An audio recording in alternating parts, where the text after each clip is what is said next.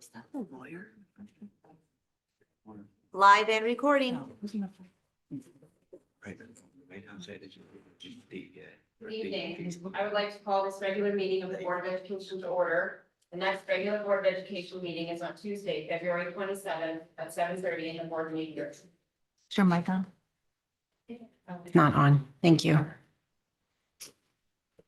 All right, I'll call this regular meeting of the Board of Education to order. The next regular Board of Education meeting is on Tuesday, February 27th at 7:30 in the board meeting room. Thank you, Sarah. Okay. This has been a busy week. I hope everyone enjoyed our Mardi Gras snow day, and I thank you all for rescheduling for tonight. While we have a couple of items on the agenda, in my chair remarks, I'll mostly speak to tonight's Board of Education vote. To start, I wish to thank the members of the administration who have walked through this process with us: Rich Rudel, Marge Sion, Shirley Klein, Amy Fedigan, Alan Adley, and all of the other staff who have answered numerous questions and showed up to discuss with us. I'd also like to thank my fellow board members, Greg Grambling, Julie Best, David Brown, Katie Lublin, Dennis Maroney, John Cini, Robin Nelson, and Sarah Parent. Between all of us, we have 27 children who range in age from first grade to adults recently out of college. I myself have children in the elementary, middle, and high schools. The 9 of us share a passion for how children learn and how schools teach them. This budget process is part of our job, but it is also long and requires significant consideration from each of us. So I thank everyone for their time and attention. Following our budget vote tonight, the budget goes from the superintendent's proposed budget to the Board of Education recommended budget. This will be the budget we formally submit to the Board of Finance on March 5th. In early January, the superintendent's budget as presented to us was a 6.19% operating budgetary increase, or a budget of $121.5 million. As we know, this number is historically high. Our average operating increase over the past 10 years is 3.7%, ranging from a high of 5.32% in fiscal year 25 to a low of 2.08 in fiscal year 2018. This year's proposed budget increase is approximately 2/3 greater than the last 10 years' average. We are also aware of the significant expended and planned investment in school facilities, including $63 million appropriated for Oxbridge, $101 million appropriated for Hinley Homes and Royal, and future needs at several of our other buildings, particularly the middle school. While as individuals, we believe in the importance of education, and we understand the value this community places on its schools, we're also aware of the importance of investing wisely in town resources overall. With all of that in mind, we've focused on a thorough review of the budgetary items in our remit. We've continued to identify efficiencies where we can and to review the educational goals and impacts of the budgetary initiatives on the table. It has not been easy. Over the past 3 to 4 years, we've done a lot of work to remove any items that might provide us, like things like budget control, that might provide us a little flexibility. We're in a period of teacher and staff shortages, and we are expecting difficulty in the coming years because we're going to continue to have high budgets. Key drivers of this budget are salaries and benefits. 78% of the budget is that number, and it's over 4% of the increase. There are also health insurance and special education, which is driven by costs, new requirements, and intensity of student need. While it may be tempting to point to any given category and blame it for our budgetary increase, fact is that we're in an inflationary environment. Costs have come up. As a district, we strive for continuous improvement and continuous evaluation. There are always areas where we can improve. However, there are not necessarily easy answers. As we enter our final deliberations tonight, I will ask again that we as a board, that anyone who may speak during the meeting, remember the important human component of this challenging process. I again caution everyone to consider the impact of commentary on the morale of our respected district employees, our students and families, and our overall community culture. We will plan to take another deep dive on our budget process when this is over, and we'll be looking not only within our board, but also at intra-board discussions vis-a-vis overall town fiscal and operational planning. In the meantime, for tonight, we've listened to members of the public and members of our fellow government bodies. It is now our job to make the best educational and financial decisions we can within the responsibilities of our role, which include but are not limited to following our own policies, staying out of operations, providing for the positions, schools, classifications, and divisions as may be necessary for the efficient administration of the school district, and aligning with our mission of preparing all students today to thrive in a changing world tomorrow. With that, I'll move to public comment. I'm not sure how much public commentary is planned for this evening, but we have heard quite a bit through this process. While we value hearing from each and every one of you, our decisions are not made by referendum, and we need time for important deliberation. So if someone has already said what you would like to say, please feel free to simply state your name and agree to a previous statement. That said, if you have additional context that would be helpful to the board, please offer it. Thank you very much. Good evening. For public comment, you'll have up to 3 minutes to comment. Please state your name and address for the record, and please note the timer with the chair. Thank you. My name is Katie Gale. I teach at Hindley, 5th grade, and I'm from Stanford. And I don't see the timer. Perfect. I'd like to thank the board for the diligent and difficult work you have been doing to ensure that our students will get what they need. And I also really want to thank the parents who have come out in support of teachers and students. Following these difficult years of conflicting messages, we deeply appreciate that support.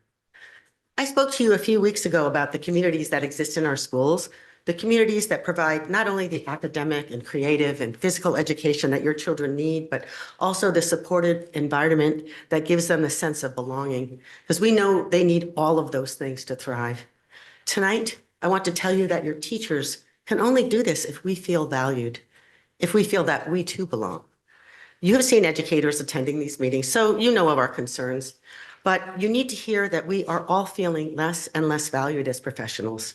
The proposed cuts at the middle school in music and art, PE, teacher leaders, and paras will have a ripple effect on the rest of us. Indeed, they already have. Morale is low. Some of us will lose our positions. Others will be directly impacted as we take on more students that require more time when our days, and yes, nights and weekends, are already full. The rest will be seeing the fallout from higher student to teacher ratios. Less contact time for students increases their frustration, which reduces their confidence and erodes that important sense of belonging that we strive to provide. From there, it is a direct line to behavior issues that will impact all classroom environments, behaviors that are symptoms of student needs that are not being met, and will become even more challenging to meet with less contact time, less guidance, less connection. 70 teachers left Darien last year. These decisions to cut teachers and staff had the rest of us thinking. Will we too be asked to take on larger class sizes and caseloads at a time when you are already working at capacity with students who are struggling post-pandemic? Will our positions be eliminated? Are we valued here? Or do we just represent a certain number of cells on a scheduling spreadsheet? And now the word is out, the press does its job well. This renowned district that prides itself in an excellent K-12 education is cutting teachers. Recruitment and retention of teachers is already a challenge, and these cuts will undoubtedly intensify that challenge in a time when there's a teacher shortage. I hope you will all consider the human cost of these cuts, and not just for the coming year, but for the subsequent years and the ripple effect it will have.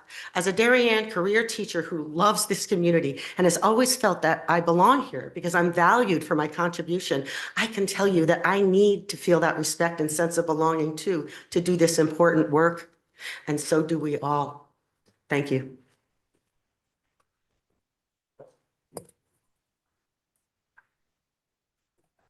Joanna Walsh, 17 Pleasant Street. I am a co-chair of CDSP.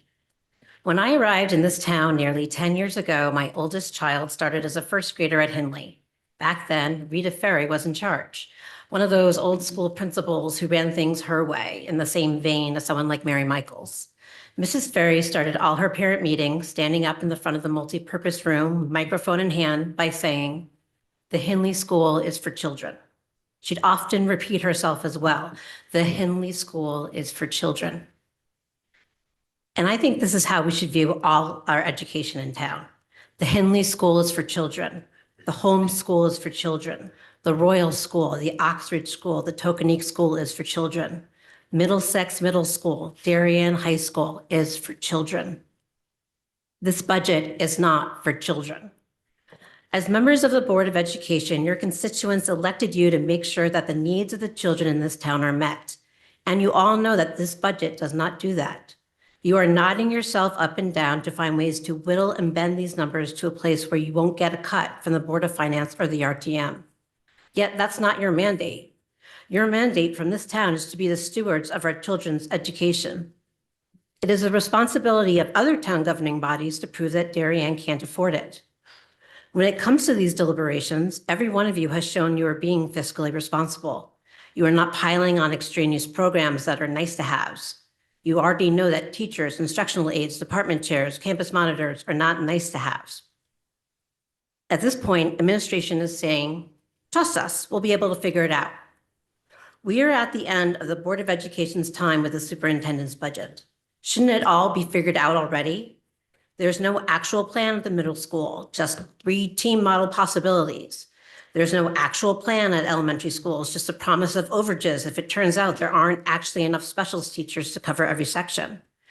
Every significant change in this budget has been presented to the board as a trust exercise, yet administration is not even utilizing the tools it already has. For instance, extending the responsibilities to department chairs to alleviate AP workload or requiring MMS teachers with 4 sections to already teach SRBI. No parent in this town has told us or their PTO chairs that they think these cuts are a great idea. No one has said this stinks, but I understand why it needs to happen. What they have done is come before you, along with teachers, and describe what is happening with our students in all grade levels. Students are in varying degrees of emotional, mental, and academic crisis. Cutting any student-facing adults makes no logical sense. This seems like a particularly difficult budget season, but I can make it easier for you. Darien Public Schools are for children. Please vote with one thing in mind, students. Reject this budget and restore what we have. Pardon? Crystal Hill, 300 Brookside Road, also a co-chair of CDSP. Tonight, I'm speaking to you on behalf of the CDSP Special Ed Committee. We wanted to again make clear our deep concerns with proposed changes in central office SES administration structure. While we understand Ms. Klein's stated reasons for changing the structure, we disagree.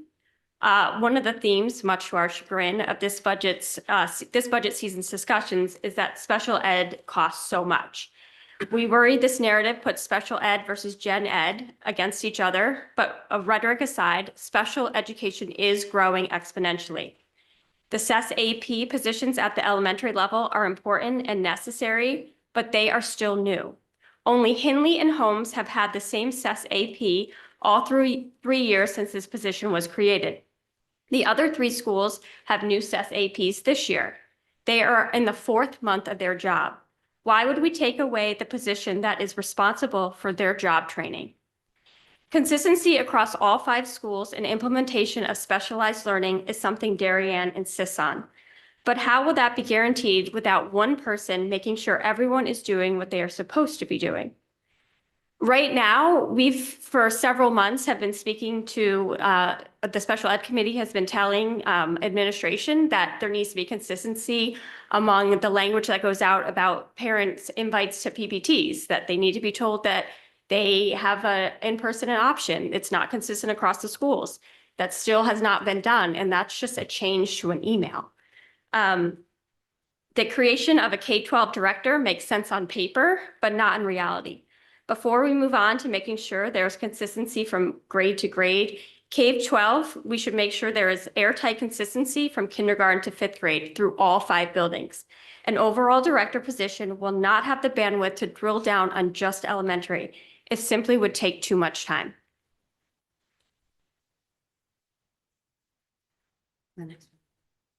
Good evening. My name is Brenda McGee, and I work at Darien High School. I'm an art teacher, and I live in Norwalk.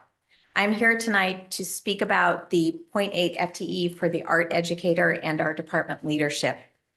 Many members have asked for a sample schedule that proves all the special FTE cuts are possible. However, to my knowledge, we have yet to see one. We did some basic calculations, and we do not see how it's possible to cover all 5 elementary schools with 4 teachers. Oxbridge is at capacity. That means that we have 3 teachers left to cover the remaining 4 schools. First, we added the number of sections of art totaling 1,740 minutes of instruction for K through 5 students. There are a minimum of 111 sections per 6-day rotation to cover.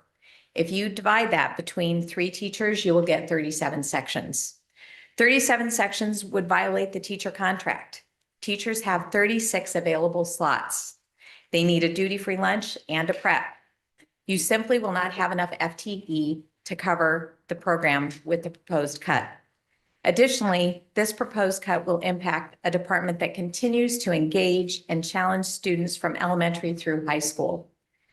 We have all viewed the table with the art and music enrollment several meetings ago. Visual art enrollment numbers are strong. We are a community of artists, students, and educators who support each other. These seeds of growth are planted by art educators from the elementary schools through the high school. We are fortunate to have a department coordinator who provides expertise, guidance, and a space to share ideas and push ourselves to be better educators and better artists. Please keep this strong community intact and vote to keep our elementary 0.8 FTE and our art leadership. Thank you for your time.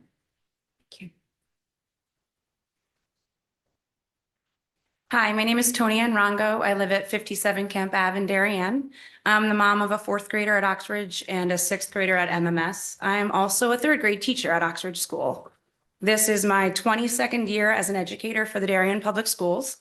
I've been a grade level leader for the past 12 years, working closely with our district curriculum coordinators throughout the years to pilot various programs, learn about and turnkey new curriculum to our building staff, and streamline our curriculum initiatives to help build consistencies among the 5 elementary schools. The elementary curriculum coordinator is the direct connection and bridge between teachers and administrators to have our voices and perspectives heard. Cutting the elementary curriculum coordinator cuts the one teacher voice in the room when administration is making decisions about how and what we should teach. The coordinator is the one person that is most closely connected to what occurs in our classrooms on a regular basis. They support all 6 grade levels across all 5 schools to ensure we are consistent with content and practices. They meet with grade level leaders on a regular basis to discuss new curriculum, get feedback on current practices and programs. They support individual teams during our PLC times and work with individual teachers to support their learning and growth throughout the year. Curriculum development is fluid and ongoing. It requires a tremendous amount of time to meet with staff, be in classrooms with our students to see how the curriculum and programs play out in real time in order to make thoughtful decisions. It is a massive lift with incredible amounts of work infused into one job title. Breaking this position into 5 stipend positions is not going to sufficiently replace the work that the elementary curriculum coordinator is tasked with completing. The teachers who may be in those stipend positions will not be able to be in the room to share the voice of the teachers when administrators meet. They will be in their classrooms, teaching their students. We will not only lose voice in curricular processes, but we will be asking 5 teachers to spread themselves too thin in order to cover an entire building's worth of curriculum coordination and responsibilities. It is simply not possible to do this in a way that is efficient, effective, and in the best interest of our students. Thank you for your time, listening to all of our voices, and for your consideration during this process.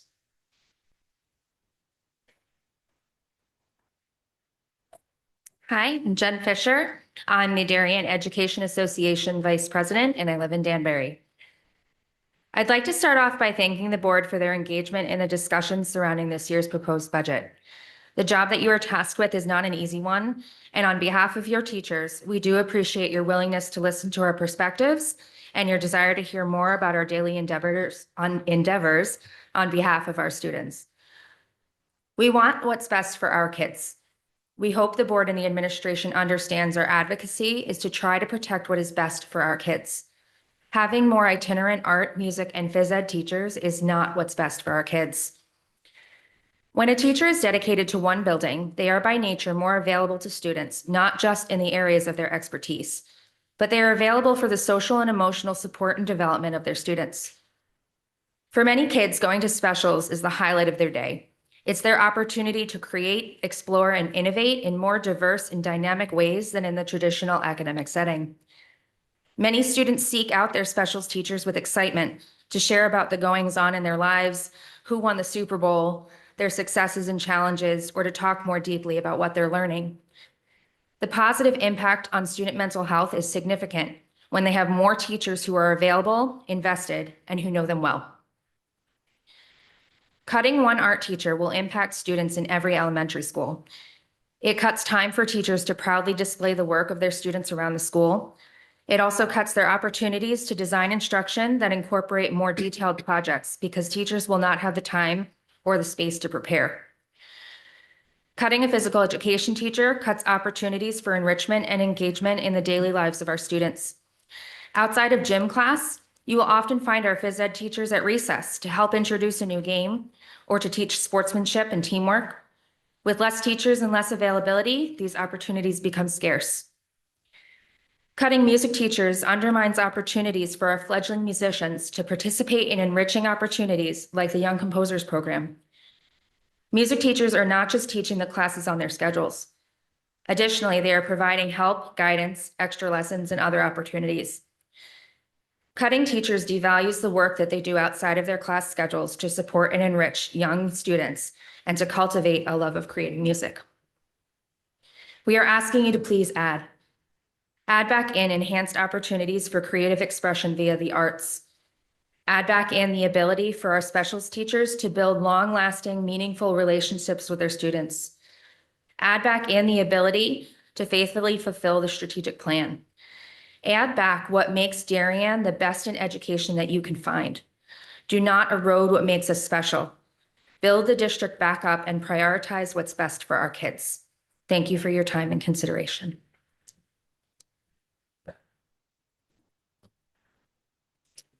Barry Palmer, Danbury. I'm the Teachers Union President.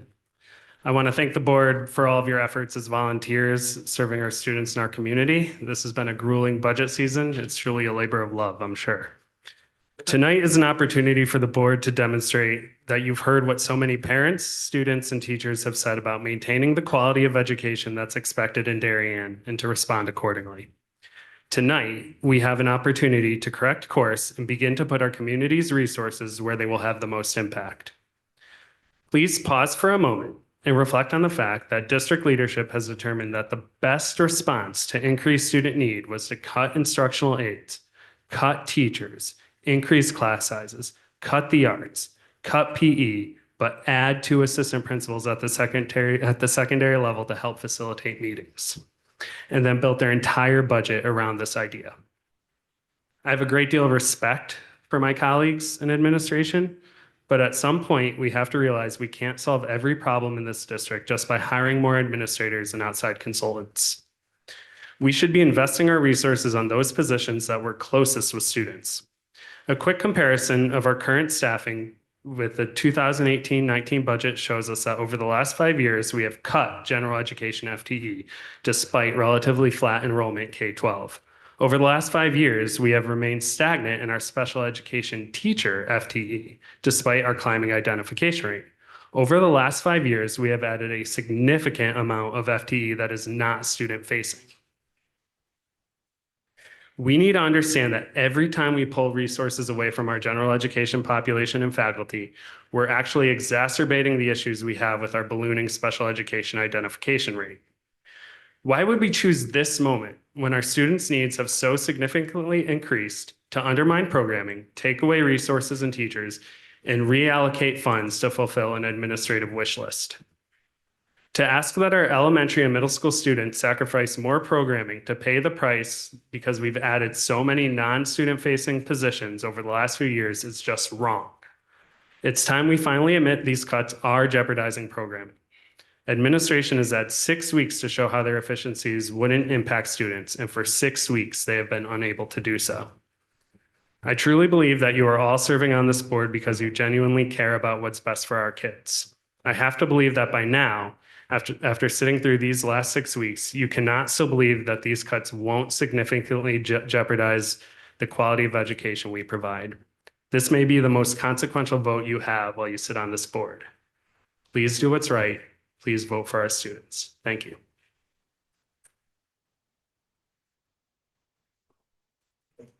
Hi, my name is Shelley Cinch, 34 LaForge Road.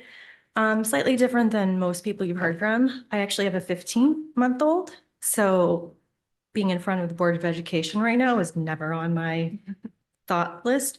But it's become apparent that the exceptional education that people move to Darien for could be impacted by decisions that you're making today. Because I don't want my son to end up going to elementary school and not have an art teacher or a PE teacher that isn't spread super thin.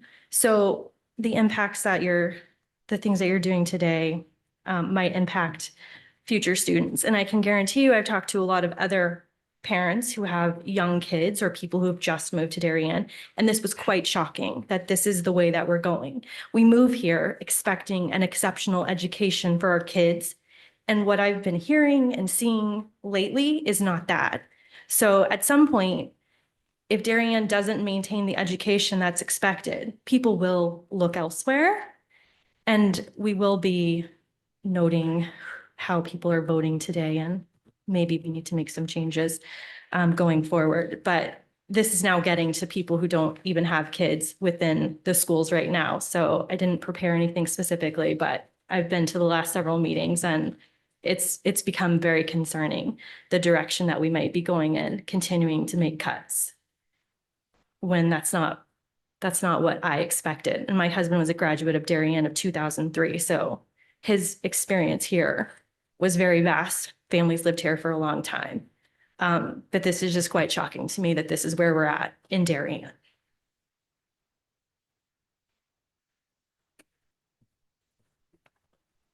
Good evening. My name is Paul Hendrickson. I live at 97 Hoyt Street. I've lived in town for 60 years. I'm a graduate of Darien High School, as is my son and 6 close relatives.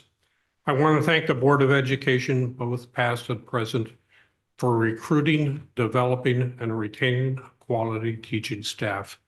Both my son and I, as well as my numerous relatives, have been beneficiaries of their instruction. Tonight, I come before you not to speak about the budget, but something more important, one of those teachers. The passing of longtime beloved Darien teacher and administrator, Kathy Schultz. On hearing of Kathy's passing, my wife, Joan, and I discussed how to break the news to our 32-year-old son, Rob, who lives in Chicago. However, this past Monday, we received an email from Rob stating Kathy Schultz passed away on 1/31. Best teacher there was, and a link to her obituary. 25 years ago, Rob was a second grader in Kathy's class at Holmes Elementary School. A few years later, he was lucky enough to have her again, this time as his 5th grade teacher. Kathy, with her ever-present smile and her infectious enthusiasm, captured the minds and touched the hearts of her students. She loved them, and they loved her back. And it might be said that she had this effect on several parents also. My phrase for this is the it factor. You can see it in selected performing artists, skilled craftsmen, professional athletes, and teachers. They transcend their peers. Kathy had the it factor. Ira Friedland, her principal at Holmes School, spoke with awe and amazement about Kathy's teaching abilities. He knew he had a star. Everyone could see that she was born to be a teacher, an excellent and caring professional. About a decade ago, I interviewed for the school business administrator position in Darien. Kathy was on the interview committee. She recognized me immediately, gave me a big smile and hug, and asked about Robert, who was then in college. In summary, years ago, 5th grader Robert Hendrickson said, "Miss Schultz is the woman." It saddens me that we now have to use the past tense. Thank you very much, Paul. Anyone else in person? If anyone online would like to participate in public comment, please use the raised hand icon. Sorry, Sperling, you are unmuted and recognized.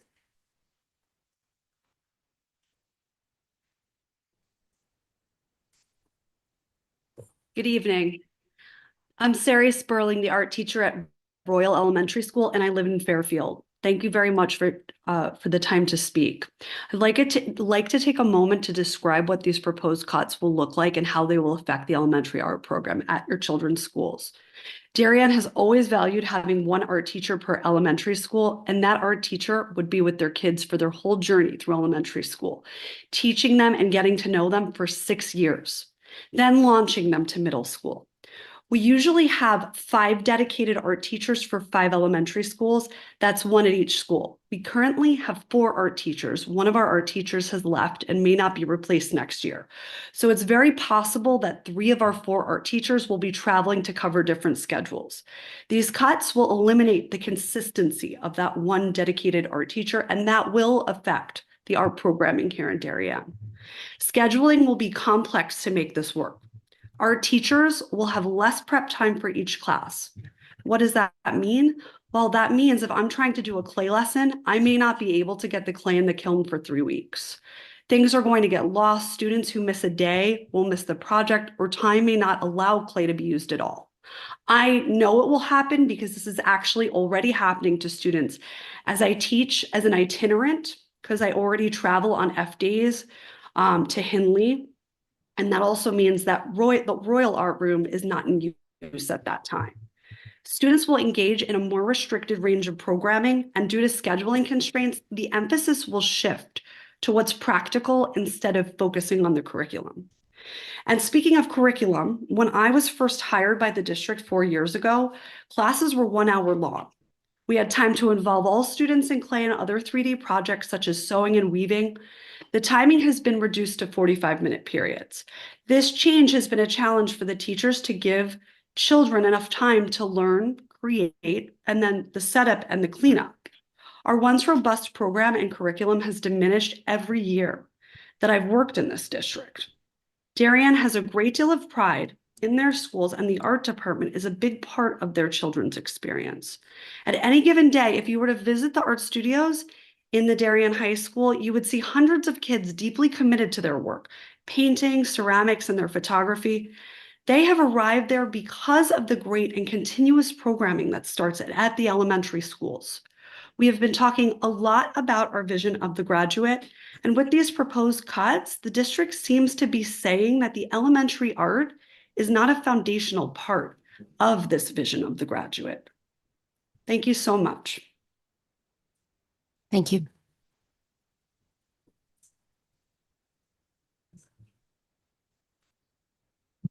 Anyone else online?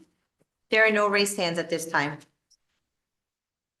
Okay, I will move to the superintendent's report. Good evening, everyone, and thank you to the members of the public who are here this evening, public officials, and our teaching staff here. Thank you. I trust our families. Thank you for your cooperation and just working with the little disruption of a snow day. I'm sure it went over okay with our students. The elementary schools this week, I don't mind if we just sort of kick off a little bit, just celebrate kindness, and I think it's pretty appropriate and sort of calibrate around this particular topic. From cards to messages adorning the hallways and classrooms, from the high school, from our students picking up candy up at the high school, no matter what their age, and actually taking some of it to give to their parents on a special day. So we thank everyone for that. We also want to recognize, I have a very short clip here from the Wave Strong Club at the high school, and they put together a little video of what kindness means to them that was used in our elementary schools, just to give you a wee bit of sense of the mentoring that takes place. It's very brief, and just take a wee moment just to actually play it and recognize the kids.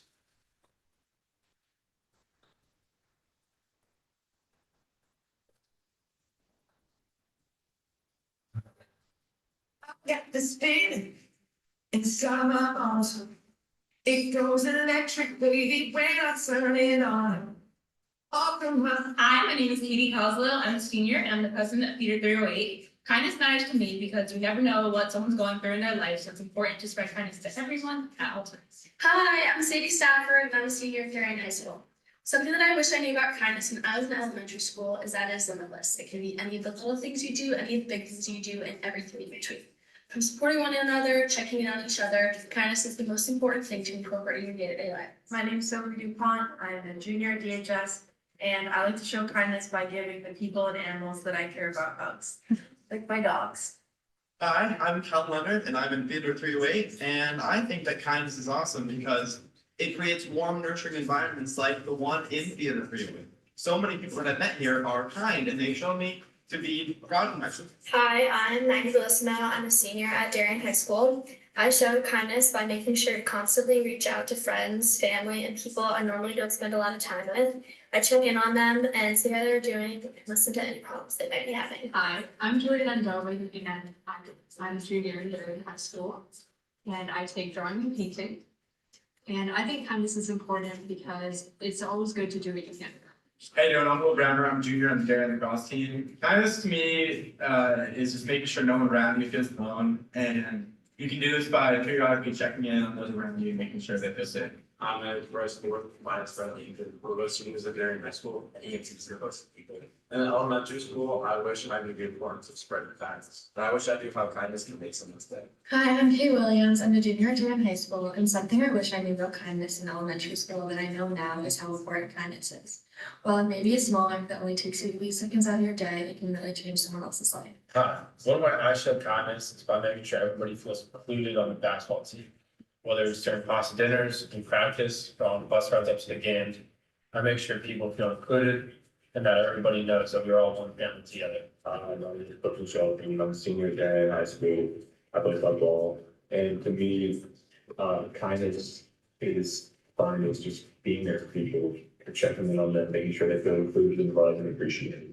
I'm George Persinger. I'm a junior at DHS, and I play hockey for Darien Blue Wave. One thing I wish I knew was that just one small act of kindness can change something's in that day. Hi, my name is Bridget Moore, and I'm a junior at Darien High School. Something I know now that I wish I'd known in elementary school about kindness is that it's the small acts that count. Saying hi to someone, waving to someone, or sitting with someone new at the lunch table could make someone's day. Hi, my name is Molly Baker, and I'm a junior at Darien High School. I define kindness as being nice and friendly with others who serve us. Some ways I show kindness sometimes are holding the door for others, or smiling at others in public, or being there for my friends when they care. I'm Sam Smitty, and I'm part of the Waves from you. I show kindness through like the little things in life, like opening the door and like saying thank you, being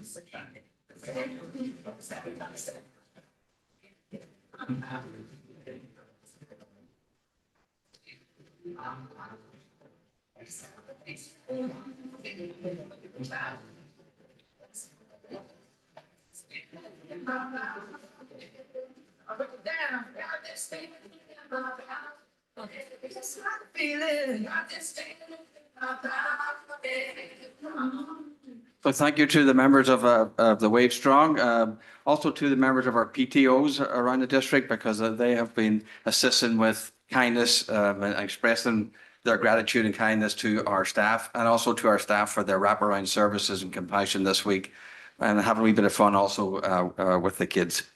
I also want to recognize, just a wee shout out to Sasha Mehta, grade 11. Sasha has been selected as the recipient of the 2024 National Center for Women and Information Technology Aspirations in Computing High School Award for the Connecticut affiliate recipient. So congratulations to her. It's a mouthful, but she is obviously a leader, and she's obviously can use technology well. And if you can do that and combine that with a good cause, a noble cause, she will do well in life. So she'll be accepting an award in person this spring. Since the last time we were together for a regular board meeting, we had the tri-state visit for our visual and performing arts.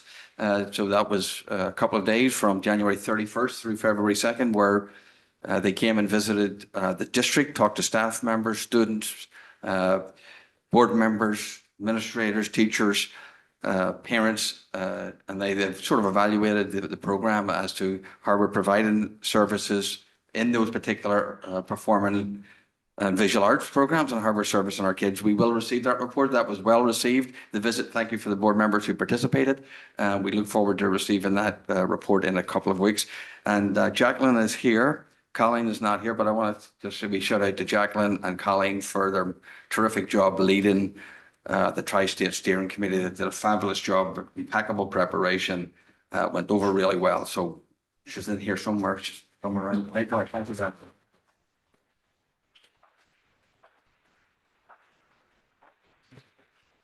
Thank you to the members of the Community Fund for their continual kind consideration of funding the MMS Team Talk. This looks very encouraging to secure the funds.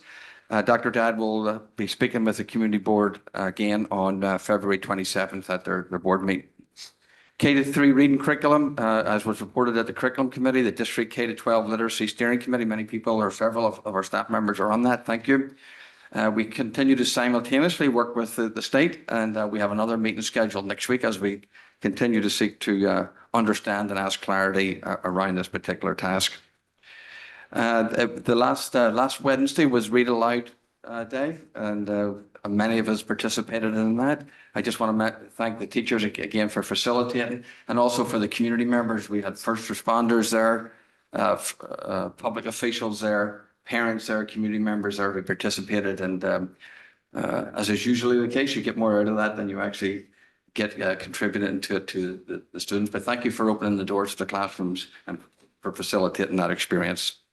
Our students are off tomorrow for February break, so we wish everyone a relaxing and rejuvenating February break. Our staff members are in tomorrow, and that's basically a school-based professional development day. Lots of our staff members are actually running either team meetings or the workshops that are on, they're being offered throughout the day. I do not believe we're bringing anybody in tomorrow. It's all in-house and run by our staff, so thank you for that. Thank you.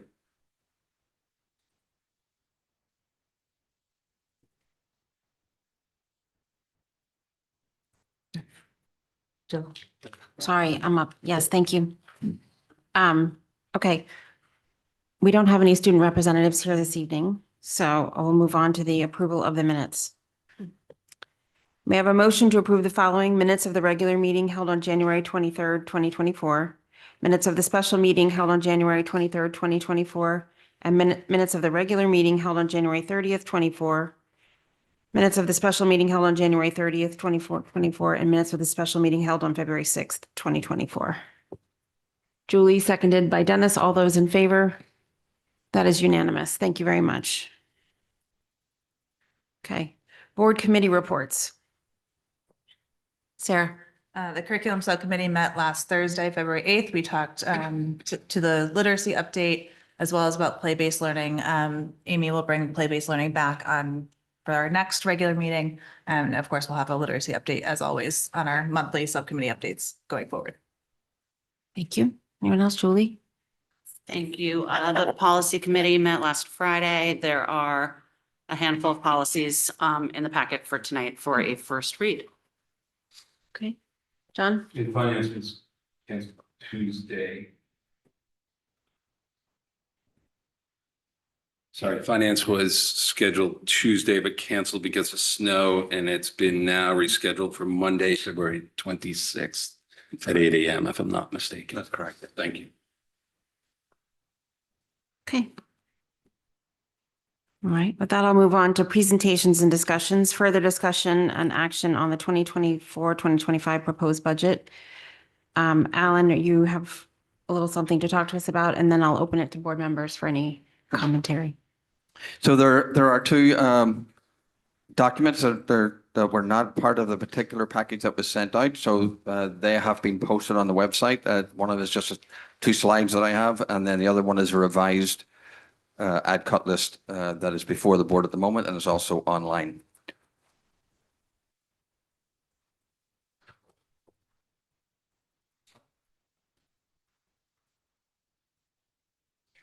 So before the board engages in the dialogue about the specific line items, I just want to remind the board just in general of some of the constraints of the budget and also just what's in it, what's not in it. Just one last quick summary. I will not take a long time over this. But clearly we come in at the 6.19. That includes the contractual salaries and benefits for all our bargaining groups and for all our employees. But it also does recognize, gives recognition, deserved recognition to our teachers, and also supports the recruitment and retention, both of our teachers and also our administration. It was important that we recognize our teachers and we address the retention and recruitment matters, and the board has done that through the various contracts. It does support special education, in particular up to 14 paraprofessionals and increase tuition. With a bus contract, we are clearly over 7% at that particular point. So we had to realize some efficiencies. We've done that through scheduling, class size, and also efficiencies. So we did reduce the 8 teachers, both at the elementary and at the middle school. We also did efficiencies through transportation and scheduling efficiencies. We did have to do some reductions. That included laying off staff, removing staff from central services here, and also other personnel. And we also reduced various line items throughout the budget. So that gets us to where we are right now at 6.19. I would say that this budget, and I know sometimes it can seem like a conflicting message of recruitment, retention, and yet here we are talking about reducing capacity of staffing. But I would say, I'll tell you that I honestly 100% believe that this budget provides the capacity to deliver the instruction, the curriculum for our students, provide interventions for our students, support the mental health of our students, and support the retention of staff. It does it through the scheduling efficiencies. It does it through enrollment adjustments, adhering to the Board of Education guidelines. And it does it through administrative redeployment, both joining special education services and administrators at a 0 increase in FTEs. We are not reducing staff on the back of increasing administration. Administration is 0 neutral. So that is the way we have done the budget. A few quick highlights of that. This budget directs wraparound services to our middle school. The middle school is in particular in need of wraparound services. I have shared that at different forums and at different times throughout the year. It supports the educational, instructional, the instruction of the school, wellness for students, and provides academic supports for all students, whether they be an SRBI or whether they be general supports for students with specialized teachers. It keeps the team's philosophy and structure and still works within that 20 to 24 guideline. Even with our projected enrollment next year, we will have lower class sizes than we had 5 years ago with at least 100 more students. So again, we are not reducing staff members to the level even that the consultant would suggest we actually could do that. This is a very conservative approach. It improves instructional leadership and climate and culture of the school. Yes, through the increase of some of the administration. And I know when you say increase administration, but sometimes it's actually necessary. In this case, it is necessary. It strengthens and increases the coherence of the special education services, like vertically, coherence, transitions between the various grade levels at the schools, from elementary to middle school and middle school to high school. It'll also help coordinate greater the implementation of specialized instruction. It does provide additional academic support and is responsive to our students through interventions for students, particularly, at the middle school level. It addresses the mental health and wellness, both through the regular budget of the staff that we have on staff right now, but also through intern psychologists and middle school wellness. That will be through a grant. It maintains the safety and security. I know the safety and security of the middle school has been brought up through the campus monitor.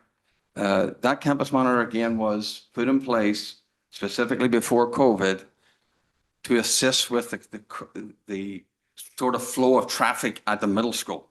That was the specific reason. If you remember walking a Stop and Shop up and down different aisles, the middle school, I mean, understandably, middle school kids go all over the place. It was particularly put in place for that particular purpose. That purpose is no longer needed there. We have the SRO there, and we also have an SSO there who is there if there is not an absence during the day. It's an enclosed campus. We feel comfortable. The last thing I would put on the table is compromise the safety. And I think through all the safety improvements we've brought to the table, safety has been a priority for this particular district. It expands the preschool program, possibly from 4 days to 5 days. It provides for better teacher coverage. That was the use of the paraprofessionals and increasing the 2 building substitutes. Again, this seems like maybe a conflict, but again, they're not mutually exclusive. It does create some leadership positions, whether they would be the world language positions or the curriculum leadership positions that we heard this evening. And it does support the retention and recruitment of administrators. How does it do that? It makes the job more manageable. At some point, you can talk about the recruitment of administration and teachers, but you have to do something about it. And one of the reasons people leave their profession is that the workload is just not manageable. And so that is one of the tacit outcomes of this and proposals of this particular budget. And of course, it plans for capital needs that's reflected in the capital budget. Just wanted to present set the scene a little bit just as the board enters into the next discussion. Okay, thank you very much. With that, I'll open it to board members if they'd like to make any sort of comment on the bigger picture of the budget before we jump into the add cut process. John?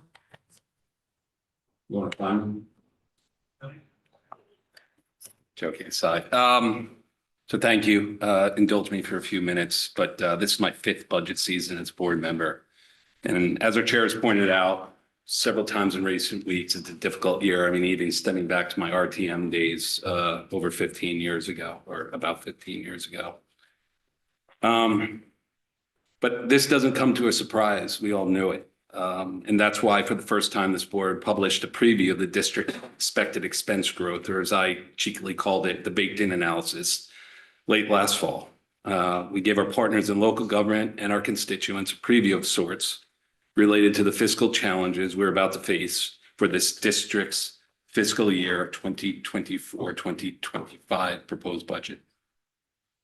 Jill pointed out that in this board, in cooperation with the Board of Finance, RTM have eliminated areas of overhead, such as budget control was an easy one. We recalibrated the contract with the YMCA, optimized secretaries, among many other items, mostly small that went unnoticed over the last 4 budget cycles. And there was $1 million COVID-related reduction of appropriation by the Board of Finance that was also never corrected for, if you will. The primary drivers of growth in the superintendent's proposed budget have been presented numerous times. Alan just did it. But based on the comments earlier, I really want to focus on our employee-related expenses. And I just want to cover it one more time.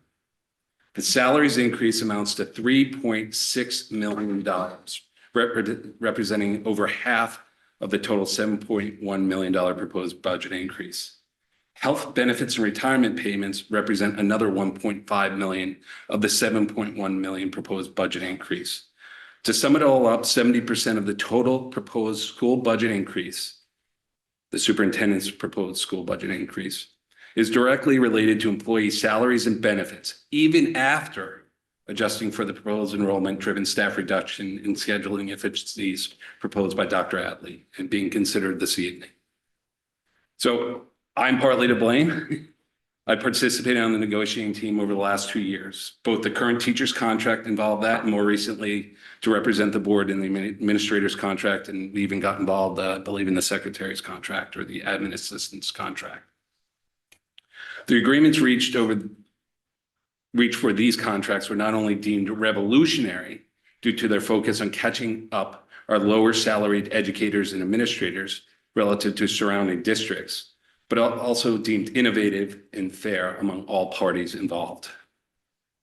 I can also attest an item that was not agreed upon was the notion that we could continue to employ the same number of educators as our student enrollment numbers have fallen over the last 5 years in the middle school, while staff salaries and benefits increase at a rate not seen in memorable history. And remember, will take responsibility for those increases. From my perspective, if anybody tells you that this board or community doesn't appreciate our educators and broader staff, they're spinning a false narrative to you. The numbers I outlined just proved it. It's not as easy as matching widgets with manufacturing capacity, as my 2 industrial engineer student sons would say. But as we've said many times from this table, and Duke said it often, we are in the people business. Admittedly, the decisions we face are tough because we are dealing with what Jill also called humans. I view it as the little humans, the ones that we love and cherish and want to see grow and prosper so we can set them off, for their next steps in their lives.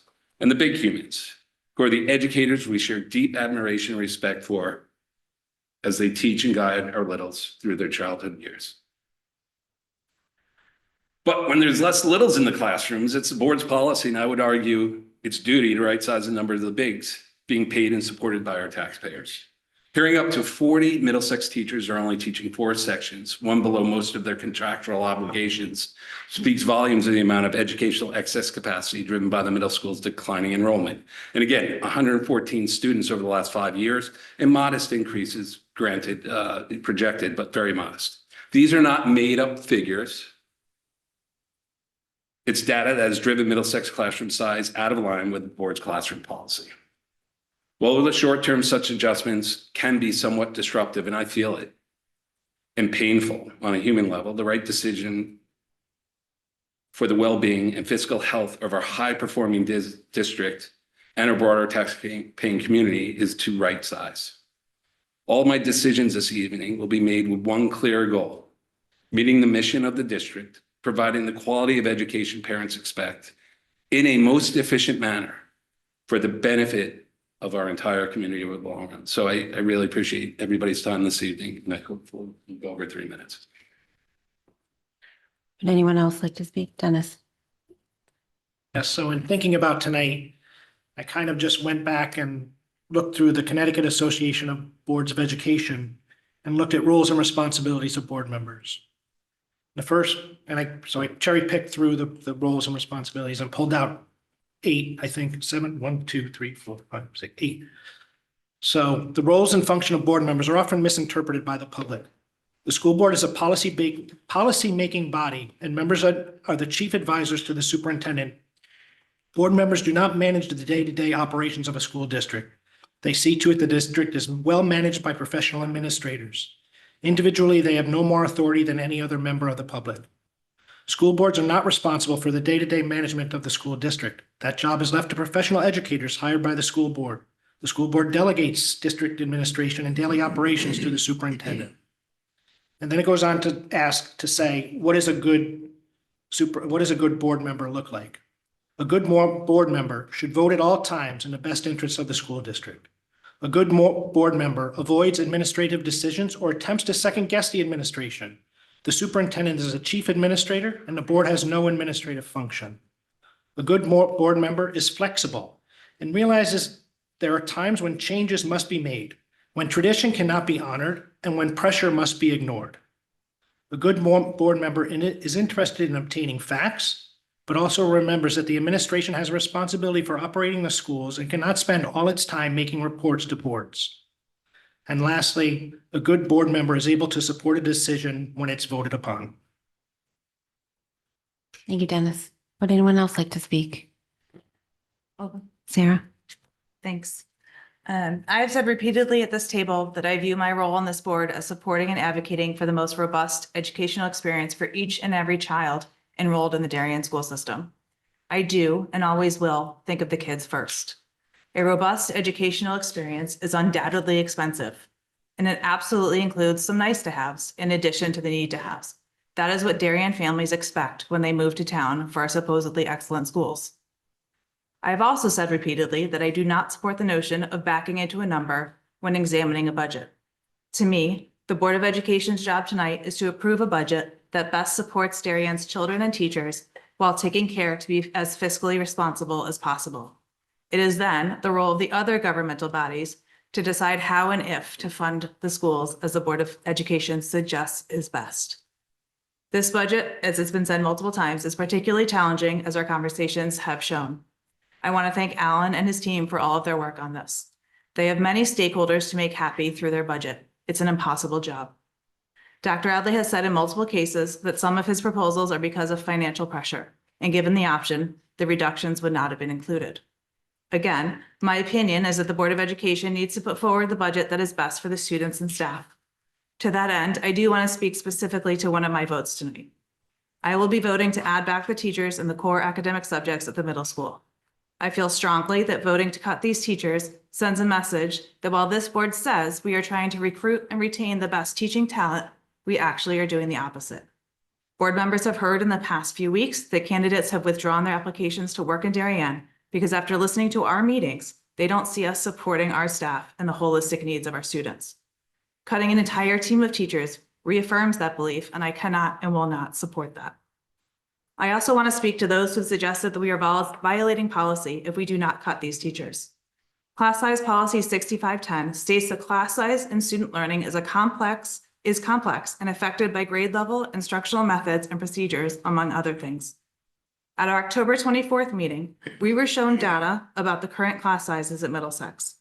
The average class size was said to be 18.23 across the board and 18.7 in the 5 core academic subjects. As a reminder, the guidelines for class size in policy 6510 at the middle school is 18 to 24 students, not the 20 to 24 that Alan just mentioned. Our average class sizes are currently within those guidelines. Additionally, enrollment at Middlesex is projected to be higher than it is now through 2028, as shown in our budget book on page 72. There will be no violation of policy if the reduction of teaching staff does not go through tonight. I want to end my remarks by thanking members of the community for sharing their thoughts with me, whether by email, public comment, phone, or even stopping me in Palmer's. Community engagement and advocacy is a vital piece of the budget process. I value each comment, so thank you for your involvement. Anyone else? Okay. I'm going to move to AdCut. I'll go back through the directions. I want to, before I do, I want to address one more time this question of devaluing staff. I think it's a tough thing to throw out there right now. I think that it's important for people to understand that we've added 32.53 staff since fiscal year 19, and our enrollment is at less than 1%. We've added administrators, psychologists, security personnel, a director of mental health technicians, and paraprofessionals. I think it is very important for people to understand that this board highly values each and every professional in our schools. We do have some difficult decisions in front of us. We will make them. Some of you will be happy with us, some will not. This is a community that values its schools, whether the board, parents, or greater members of the community who vote and pay our taxes year after year. And I think it's important that we not put out there that that's not the case. Thank you. All right. So for the AdCut this evening, as Sarah sent out directions to everybody, I think everyone received it in their email. We will go through one by one. Where there are grouped items, you can just start with the top item. So taking as an example, the first line there, RC1, if Dave would like to move it, he can move it for the first account there. And then whether it's an increase or decrease, if the item receives a second, then it gets opened up for discussion. If there is a desire to, there'll be a discussion. If there's a desire to amend it, then somebody is welcome to motion for an amendment, and then we vote on the amendment. If that amendment fails, it goes back to the original motion. Okay? We can take questions along the way. All right. I would just add, if anybody following along on their spreadsheets, a vote that passes, we turn to a Y on the spreadsheet. On the spreadsheet, yes, yes. Are we going to throw that up, the spreadsheet up so we can follow it? Typically, You just do it on yours? Okay, all right. And we get to see it at the end Yeah. as a surprise. Okay. All right. So. Do we have a motion to decrease RC1 DHS 21102 assistant principal? Dave. So moved. Okay. Do we have a second? Katie. Okay, I'll open it to discussion. Okay. With that. Pardon? All in favor? All in favor? And this is.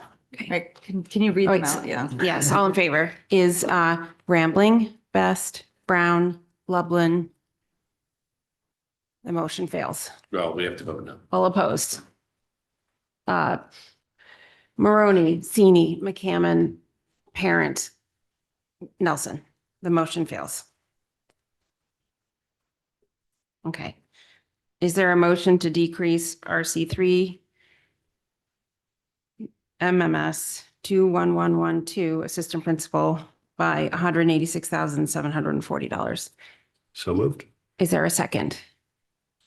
Katie seconds. Okay, I'll open it for discussion. Is there any discussion? Okay, all in favor? That is Grambling, Best, Brown, Lublin. All opposed. That is Maroney, Sini, McCammon, Parent, Nelson.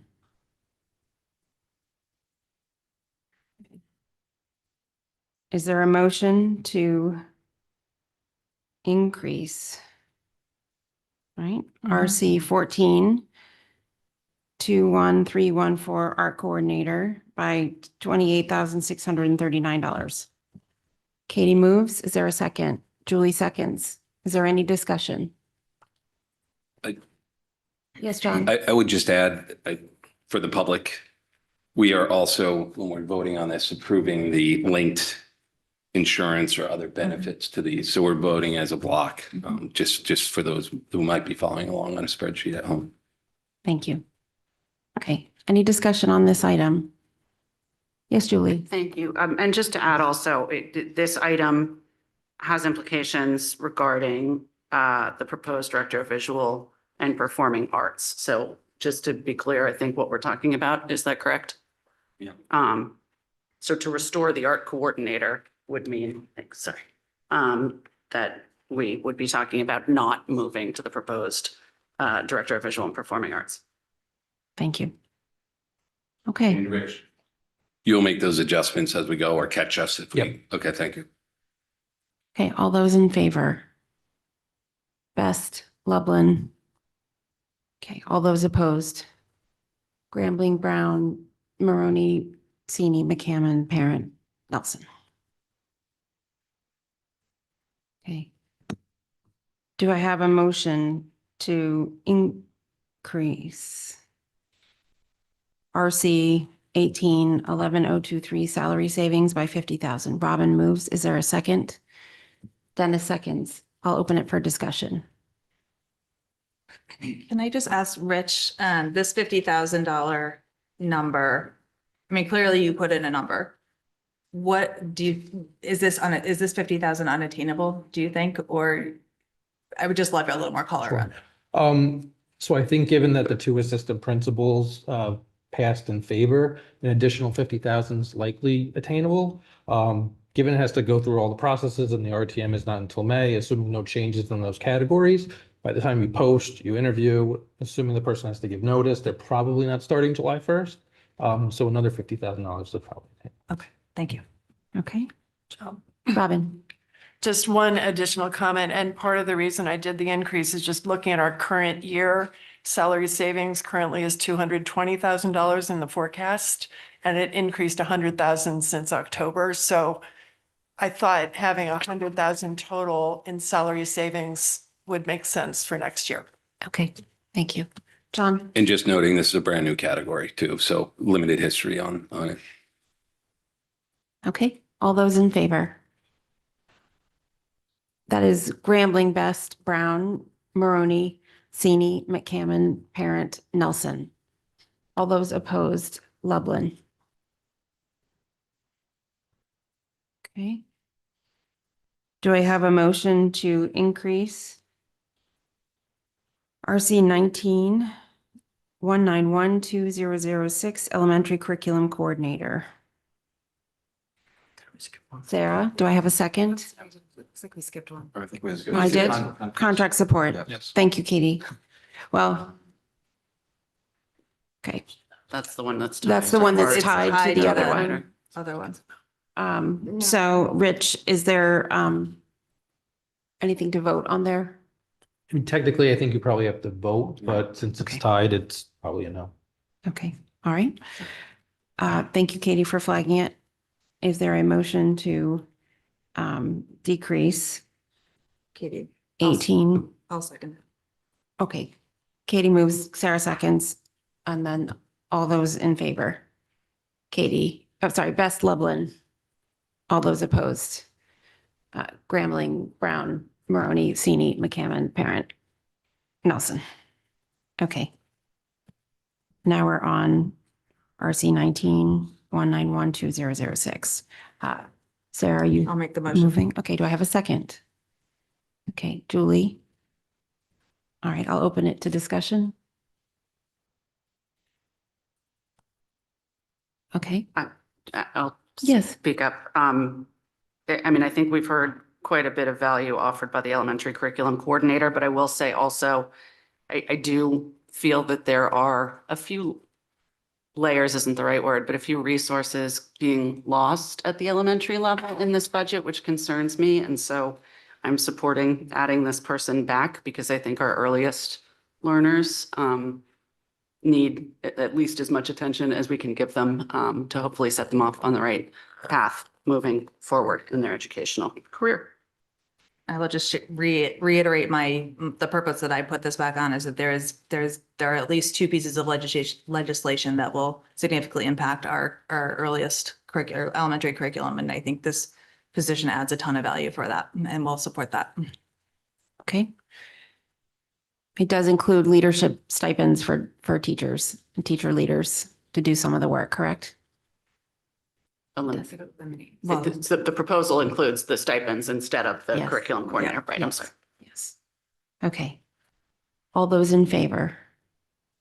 Okay, that's Best, Lublin, Parent. All those opposed? Grambling, Brown, Maroney, Sini, McCammon, Nelson.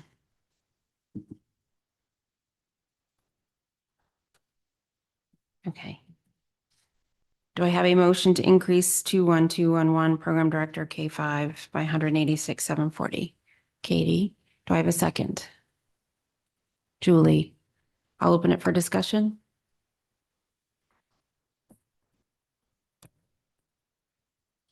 This budget process has been difficult, and I've spoken on my thoughts a lot, and unfortunately, despite 6 weeks of meetings asking for information about how logistical challenges might be handled, my impression of this budget remains the same. And it is not better. It does not maintain what we have. This is a loss. And special education in particular is facing real potential for ongoing damage that will take years to repair with this cut. It is not possible to take the situation in Darien and have one person K through 12. It does not make sense to remove the one unifying person from 5 elementary schools, especially in a time where we have had incredible turnover in the SAP position. 3 of the 5 just started this year. Our identification rates are higher. This board just approved adding administration without special education experience necessarily at both the middle and the high school, and yet we're removing a highly qualified, experienced professional from the elementary school where most identifications and where early intervention is most important. This is a reckless proposal, in my opinion. Julie? Thank you. Just to reiterate again, my concern about losing resources or supports at the elementary level. Our identification rates are very high. Our student needs are increasing. It is better for us to be as well staffed to catch those as early as possible and meet our students' needs before they become more complex. Anyone else? All right. All those in favor? Best and Lublin, and all those opposed? Grambling, Brown, Maroney, Sini, McCammon, Parent, Nelson. Okay. All right. I guess we'll go through this next one.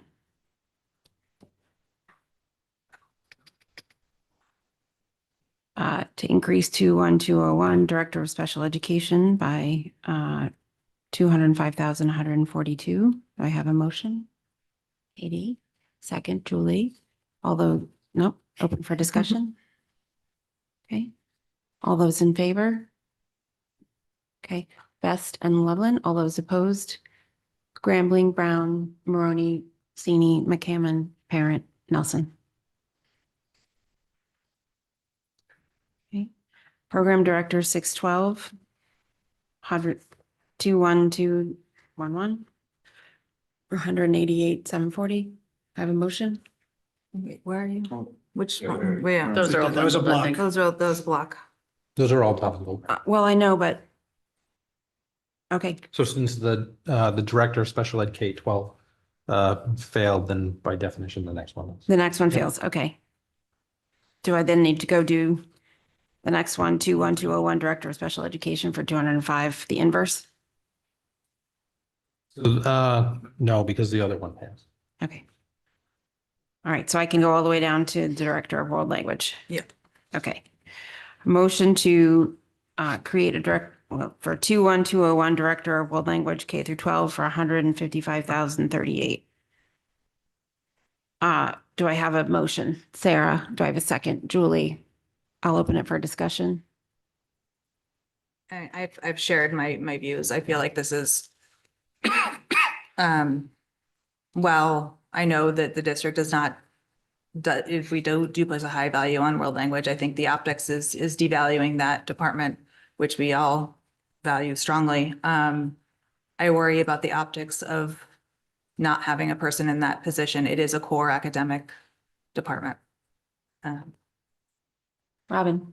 I want to support the adding back of this as well, just because in terms of curriculum transitions between 5th and 6th grade, also 8th and 9th grade, especially with the addition of Mandarin in middle school and ensuring consistency in those transitions. Also with the need at some point in the next couple of years to add the AP Mandarin, and if there are other courses for ASL as well.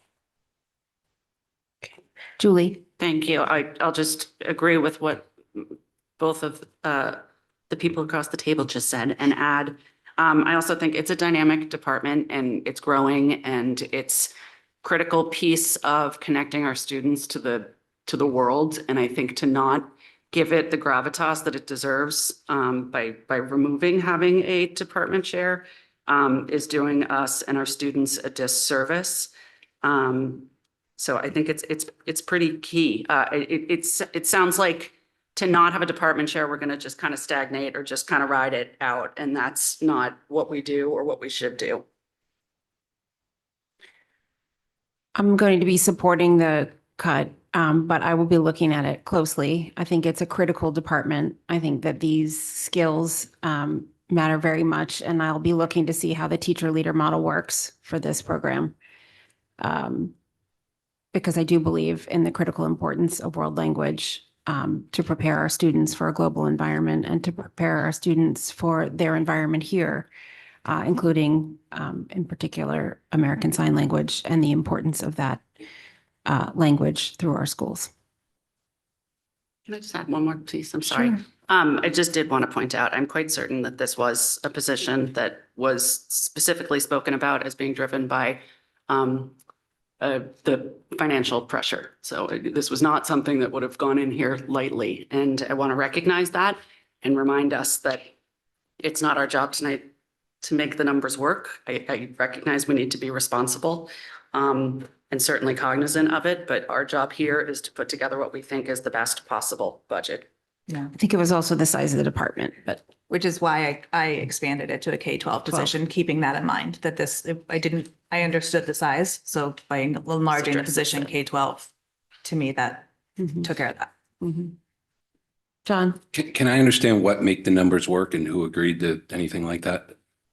I don't understand your question. You just said make the numbers work. When Dr. Adley presented this, he said this was not something he was interested in losing, but it was something that he felt like he needed to do in order to get the total budget number down to a place that he felt he could bring forward. You're not saying that people are around this board table who are voting are trying to make numbers work, though.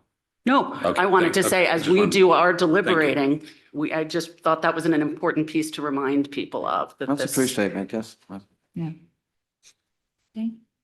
Dennis?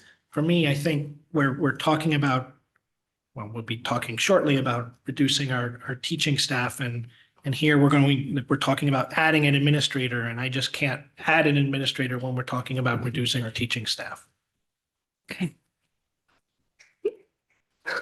Just clarification, this isn't adding an administrator. Right, This is keeping- taking away a cut. Keeping a current. But we've added two more, so this would bring us back down to, so point taken of verbiage, but this would be adding a net plus one administrator. You're right. It makes it goes from a redeployment to an addition. The number, let's be clear, the number, if this were to pass, the number of FTEs in administration would go up.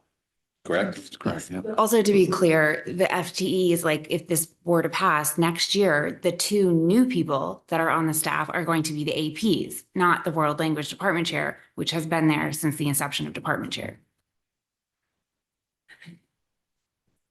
Okay. All those in favor?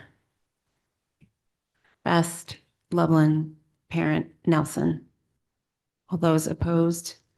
Grambling, Brown, Maroney, Sini, McCammon.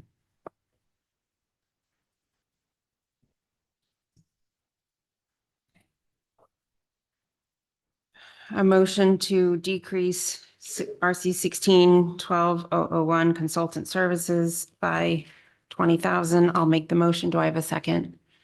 That is Sini. All those in favor?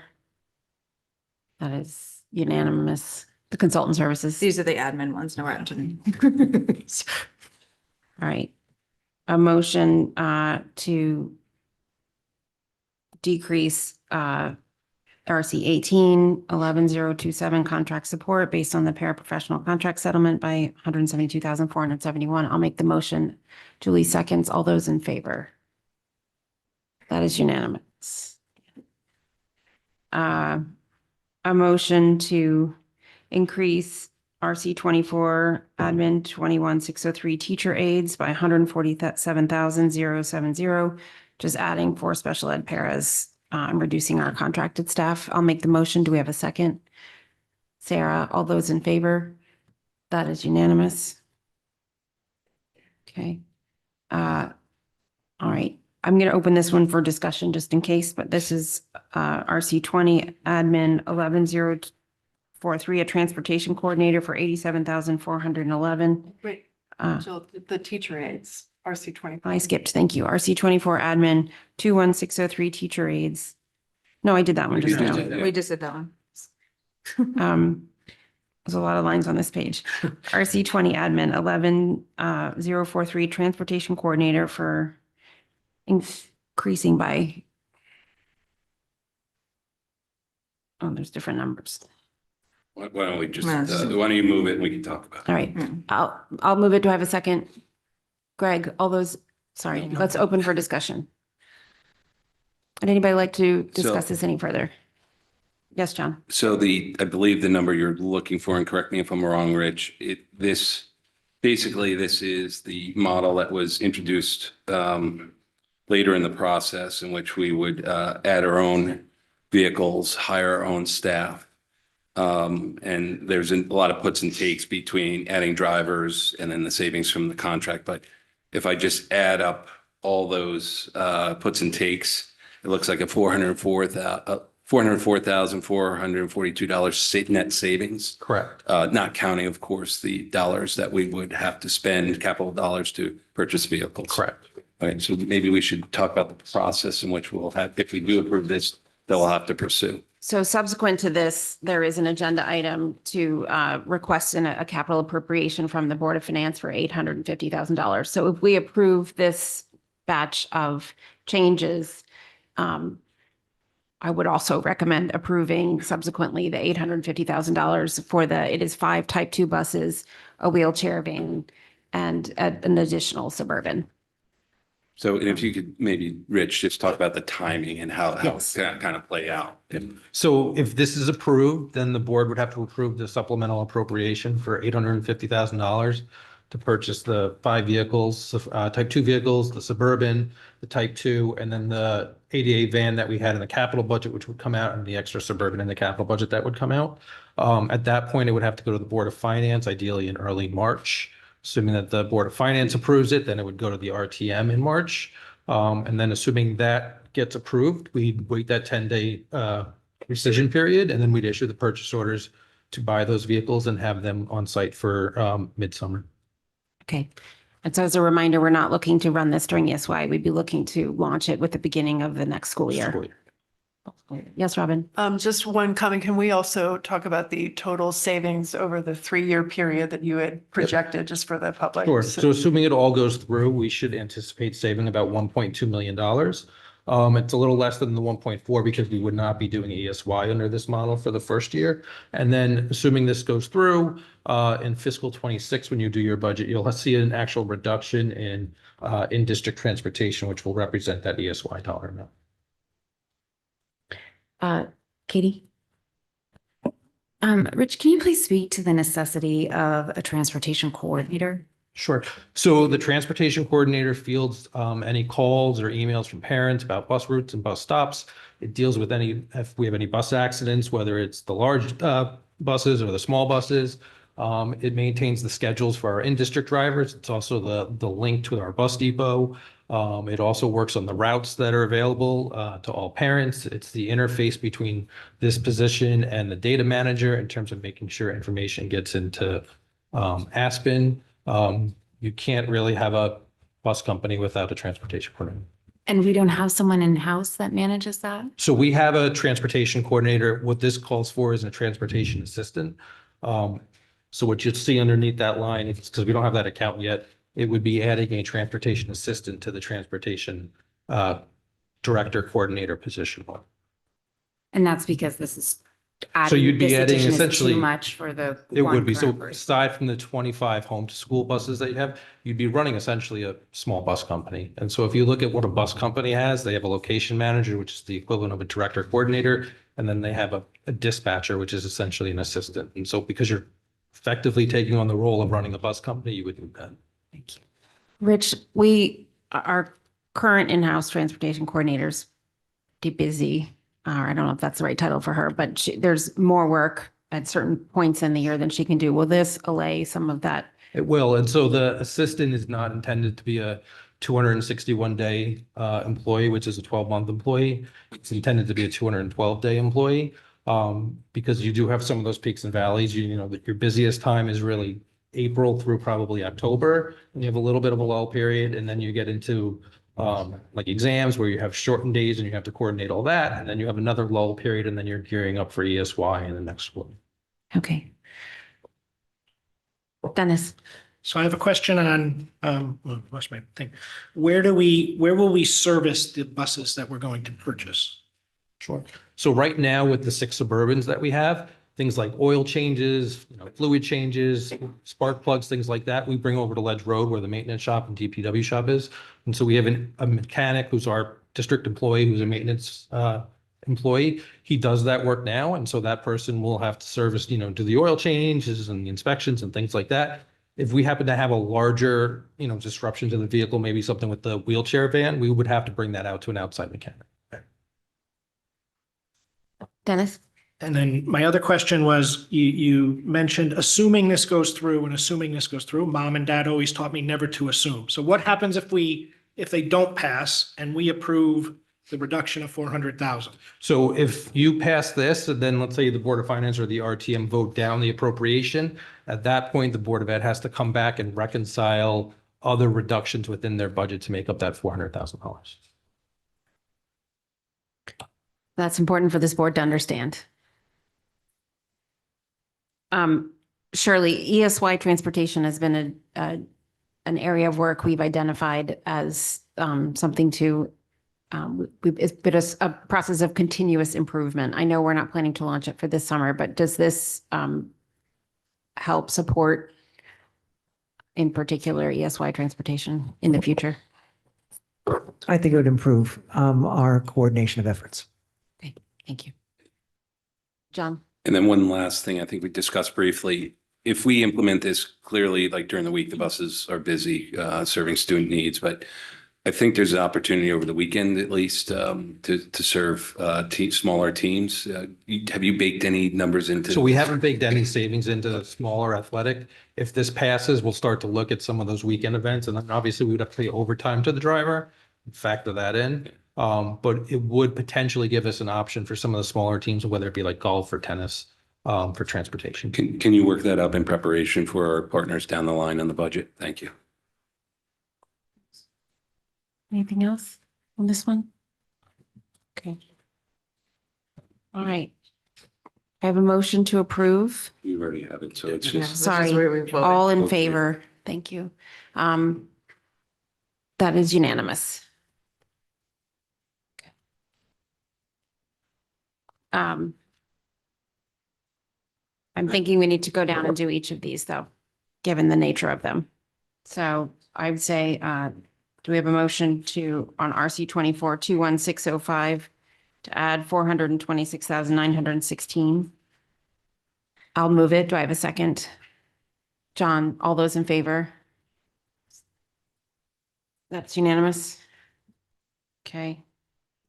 Can we get a quick? Can we just action, batch Brett? Yes, wonderful idea. Why don't you make the Yes. motion? To approve the remaining, Do you want me to read them? yeah, you read them. Okay, so we just, sorry, we're Drivers.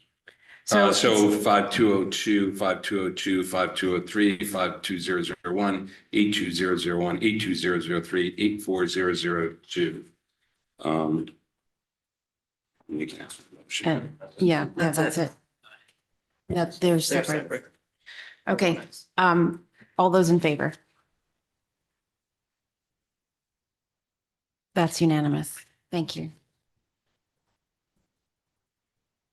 All right. A motion to decrease 25-52003 regular pupil transportation by 40,301. I'll make the motion. Is there a second? Greg, Rich, would you walk us through what that represents, please? So in contract negotiations with First Student, who's our current home to school provider, we were offered or negotiated a 1.5% discount on the home to school bus rates based on the RFP that was submitted. Okay. Any questions about that? Right, all in favor? That's unanimous. Thank you, Rich. Okay. RC 26, admin 143003, ELP tuition. To offer the 4 or 5 day option. I'll make a motion. Is there a second? Dennis, I'll open it for discussion. Okay, all those in favor? That is Grambling, Best, Brown, Maroney, Senior, McCammon, Parent, Nelson, all those opposed. Lublin. Thank you. Okay. Is there a motion to decrease in RC 121215, the department chair by 124,030? Brown, is there a second? Maroney. Okay, I'll open it for discussion. All right, all those in favor? Grambling, Brown, Maroney, Sini. All those opposed? Best, Lublin, McCammon, Parent, Nelson. The motion fails. Okay, is there a motion to decrease RC 21413, the wellness coordinator, by 21667? There is no motion. Thank you. Is there a motion to decrease in RC 12001 consultant services, 96,500 Team Talk? There is no motion. Okay, RC 25002 professional library purchase. There is no motion. RC 25003 professional development, 16,500, decreasing by 16,565. There is no motion.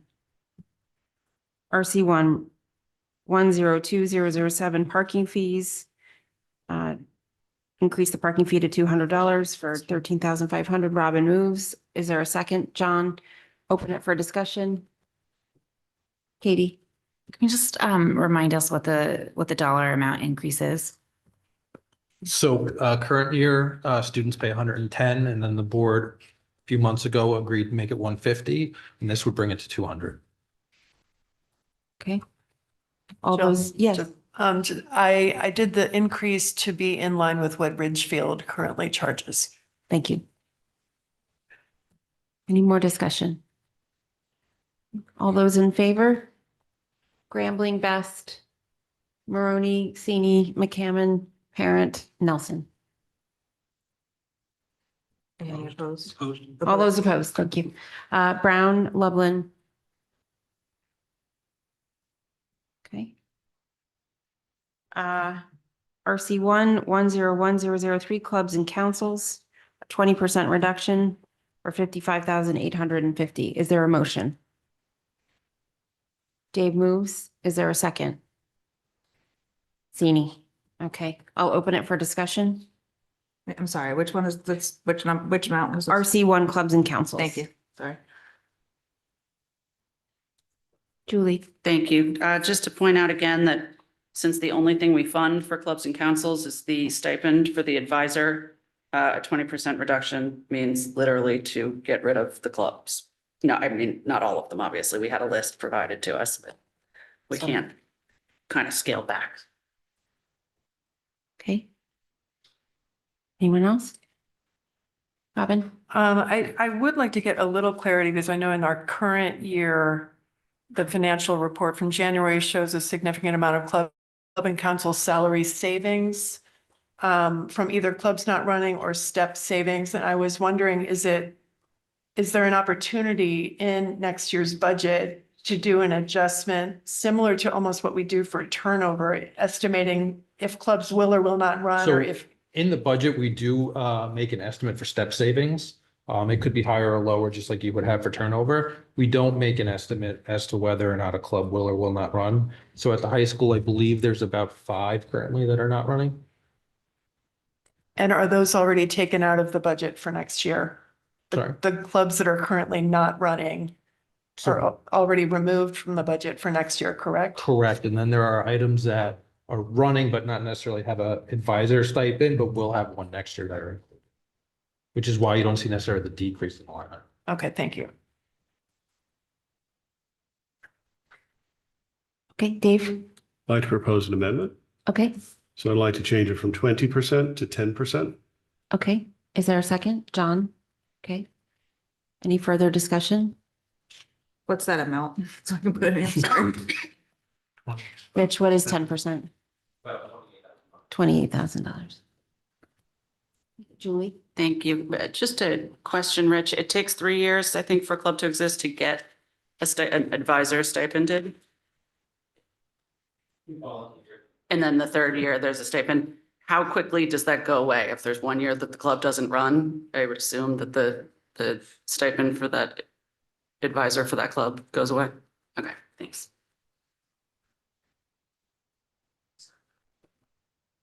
Okay.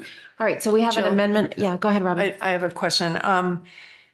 One thing, if we do vote to do a decrease here, I I would request that any clubs that are required by honor societies such as Math Modeling Club, Math Team, be excluded from the current list that you have that was listed, because I know Mu Alpha Theta actually has those clubs as part of the service that they do.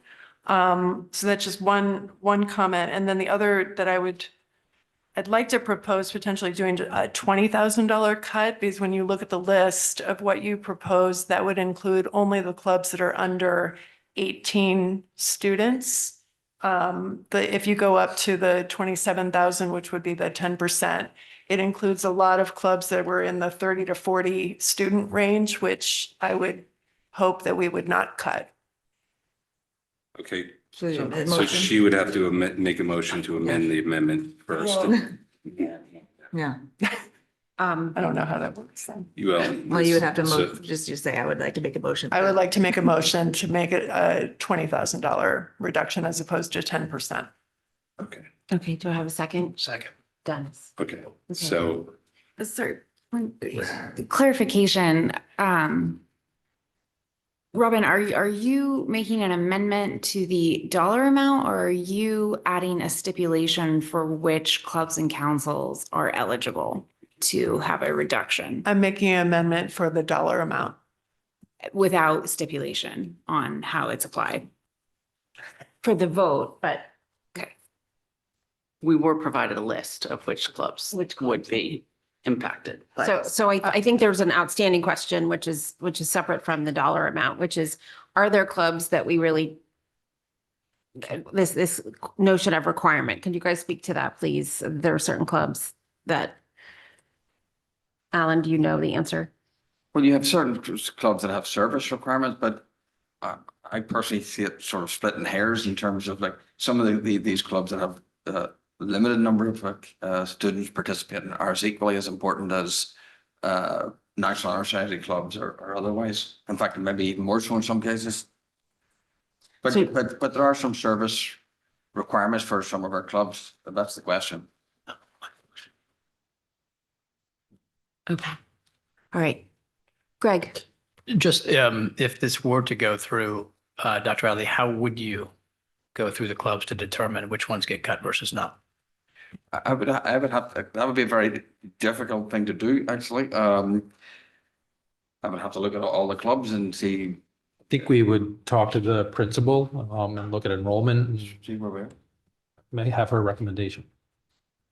And just, all of the clubs that are running, they take attendance, and so they know that there's a minimum, the guidelines are 10 students. So we would find a way, but there's nothing that consistently is running with fewer than 10 kids. And some of the smaller clubs have been doing some service that's been adding a lot to the high school. I don't have my notes with me, but just the number doesn't always show the impact that they have. Okay, Alan? I just make the board may or may not agree with this. The staff may or may not agree with this, first part of it, but I believe we put forward a budget that's not cutting programs. This is a cut that starts to creep into cutting programs. I've tried not to cut student programs. And I think this creeps into it, but I just leave that with that perspective. Katie? I'm a little incredulous. I feel the need to remind the board that we are talking about $20,000. We're not talking about $200,000. We're not talking about $2 million. This is not going to move even a 1/10 of a percentage point on this budget. What it could absolutely do is remove a place where a child feels that they belong. And I cannot imagine how that is worth $20,000 to any person at this table. Can I just make a comment? I actually do not agree that we should be cutting clubs, but I disagreed with a 20% cut or a 10% cut. So I want to make that clear, and I would like not to support this. That's probably my vote. Okay. I'll remove the amendment. Well, we just It's fine, know we it's move not it a on, it's fine. fail. So we'll just. Yeah, we just have to have it fail. Julie? I just want to add, I'm looking at a list of potential clubs that would be cut, which was in the packet from I think the February 6th meeting. But I look at, it's the Aerospace Club, it's Best Buddies, it's Filmmakers Club, it's the Garden Club, Gender Alliance Club. These are things that are probably not being served, interests that aren't being met in other areas. I think it'd be a huge loss to turn up $20,000, $27,000 in this budget to take these opportunities away from kids. Okay. All right, so we have first the $20,000 on the table. Yeah. All in favor? Wait, which are we voting on? The 10,000. So you're decreasing it by 10,000, right? 20. 20. So this is your amendment. That was seconded. We just have now to vote. So there are no votes, all opposed. That's everyone. I'm abstaining. All right. Okay, now we have the 28,000. All those in favor? Brown, Sini, McCammon. All those opposed? Grambling, Best, Lublin, Maroney, Parent, Nelson. Okay. Yes. Well, then now we have to, yeah, That was it. fine. was It it. fails. That was It it. fails. We're out. Yeah. All right. 325,003 professional development for 2950. Okay. Dave moves. Is there a second? No. Okay. RC 101003 clubs and councils for 28,548. Is there a motion? There is no motion. Okay. RC 310320 English teacher for 69,833. Is there a motion? Greg moves. Is there a second? Julie seconds. I'll open it for discussion. I just want to point out to the board that if they restore those positions, if our teachers leave the district, right, or retire from the district, we still would be then taking a reduction by the contract. So it's not as if we're proposing this at the moment, but if it's not supported, we will still be taking the reduction should staff leave. So I just want to make that clear to people. Yeah, I think it's important for us to understand that the natural attrition in the district, particularly these days, is greater than the number of these FTEs. The actual effect is likely to be small. I am comfortable with this calibration. I do think enrollment is down 10%. We have hired a consultant to help build a schedule for the coming year. There's a unique opportunity. And the schedule is meant to be done with student need from the bottom up. We're going to be looking at needing to do flexibility in the coming years. And there's an opportunity to work with a consultant to start this year. I'm feeling like if we're willing to abandon it here, we should be willing to abandon it in all of our schools. All of our kids are COVID kids. We did hear a little bit earlier that no one has stepped up and said that they're in support of this. I actually think that's inaccurate. I was at the middle school parent session. I wouldn't say that was the majority view, but there absolutely were parents who spoke up and said that they have experienced a different team model, or that did understand that matching enrollment to the number of teachers is appropriate. So anyone else? Julie? Thank you. I think I've made no secret of my concern about what this does to the team model. I appreciate that at the elementary school, we have a more flexible model in place, and it makes it easier to reduce sections and, when appropriate, teaching FTEs to adjust to enrollment. That's not the case at the middle school. The team model is something that we have invested in and committed to for, I think, decades. We have talked about its benefits. Excuse me, sorry, I lost my place. We sell it on our website. We sell it to families. It's a way to make the school feel smaller. It's a way to make the kids feel like they have a home. It's a way to help the teachers best meet the needs of those students and get to know them. And in 6 weeks of discussion, I have not gotten any great confidence that we can protect what's important about the team model and make these changes. And so I can't support it at this time. I am absolutely committed to working further and looking for other ways to find efficiencies moving forward. Unfortunately, we're just not there yet right now. And as Sarah pointed out earlier, we are not out of policy. We are compliant. There is no guarantee in anything we've seen so far that would guarantee compliance within policy in every section of every class at the middle school if we moved forward. In fact, some of the ideas we've been shown really would suggest that that wouldn't be doable at all if we're going to have mini teams and macro teams and so on and so forth. So anyway, it's a long run-on sentence to say that I can't support this at this time. I think just a couple of points of clarification. We don't use average class size to determine whether or not we're meeting class size. We use actual class size. I think that's important to understand. And I don't believe anything on the table has been in violation of the class size, though I think there certainly are different models. Greg. Yeah, so I struggle with a few things that have been said, and I'll reiterate some of those. One is what Julie just mentioned in terms of, for this, we're at 19.1 of enrollment. And within 3 years, based on the median projections for enrollment, we'd be at over 20. So it's well within the 18 to 24 boundary. I look at our literacy scores going down over the past few years, and I'm thinking about reducing class sizes for English. That scares me, in particular, given we've got the COVID kids coming through the pipeline very shortly after this, and a lot more of them than there are currently today. And then the last thing I would say is that with respect to looking at taking away student-facing teachers, at the same time that we're not reducing non-student facing administration, doesn't make sense to me. I appreciate a lot of your points. I just want to be careful. All of our kids who are there now are COVID kids. There's not an increasing number of kids who've been through COVID. Do you want to clarify that? Yeah, I would clarify that as there's a number of kids who actually learned to read.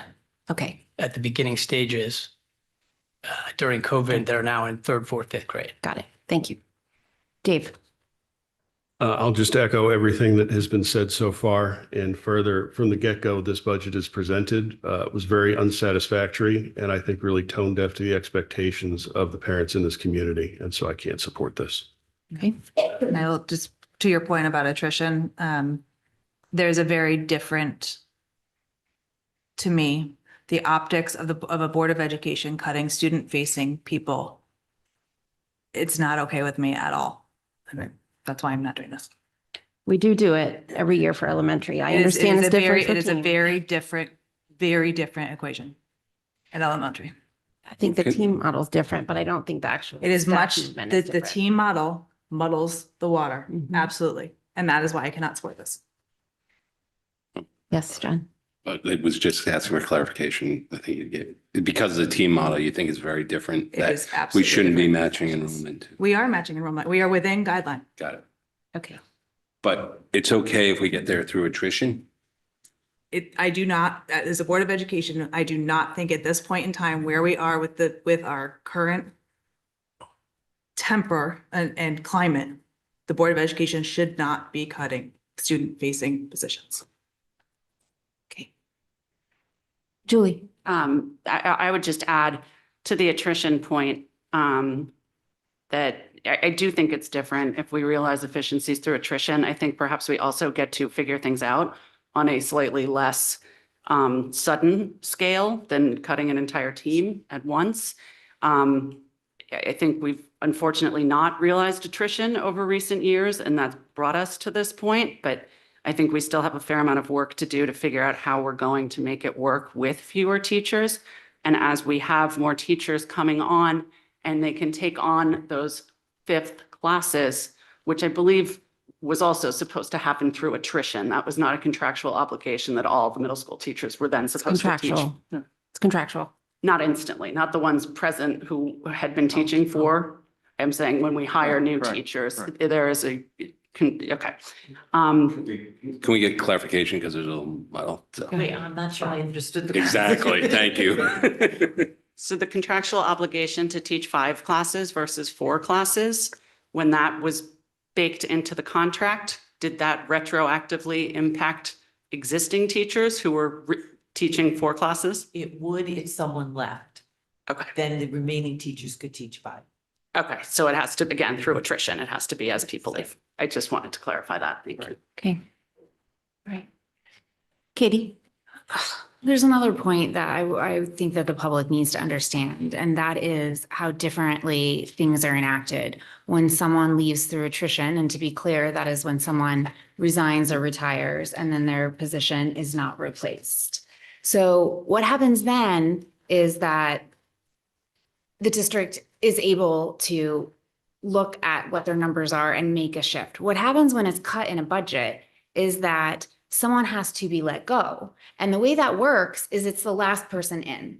So the last person in is the first person out. And anybody that has had a child in this district is probably aware that we have gaping holes of staff in the middle of the year. We have times where teachers are covering other teachers, and we are begging to hire an 8th grade algebra teacher in November, in December. And guess what? That person that put their career on the line and came over to make a home in Darien because we value education in Darien is now going to be the first one out. So please tell me how that supports recruitment and retention.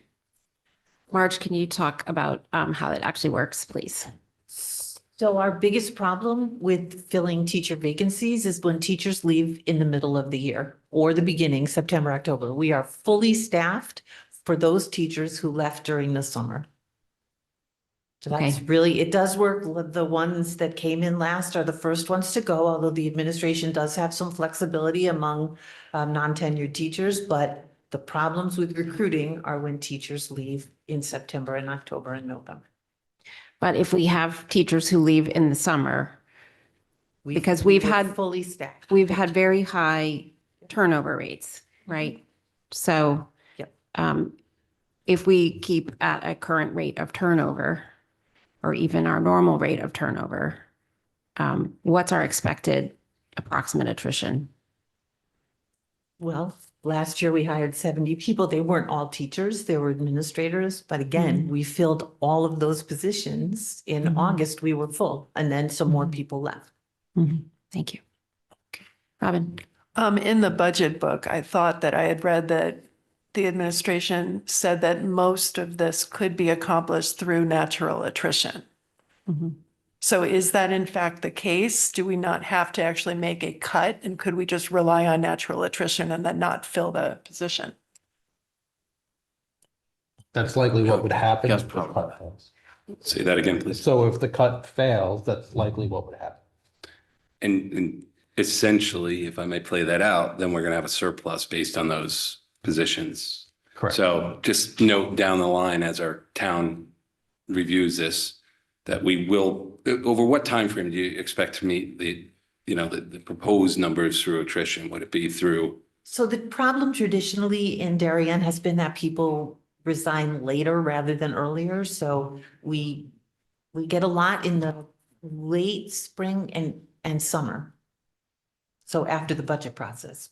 for the Yeah, most so part. we'll be carrying excess capacity in the school budget. Okay, thank you. Okay. All those in favor? Grambling, Best, Brown, Lublin, Parent. All those opposed? Maroney, Sini, McCammon, Nelson. Okay. RC 3310330 math teacher, increase of 85,785.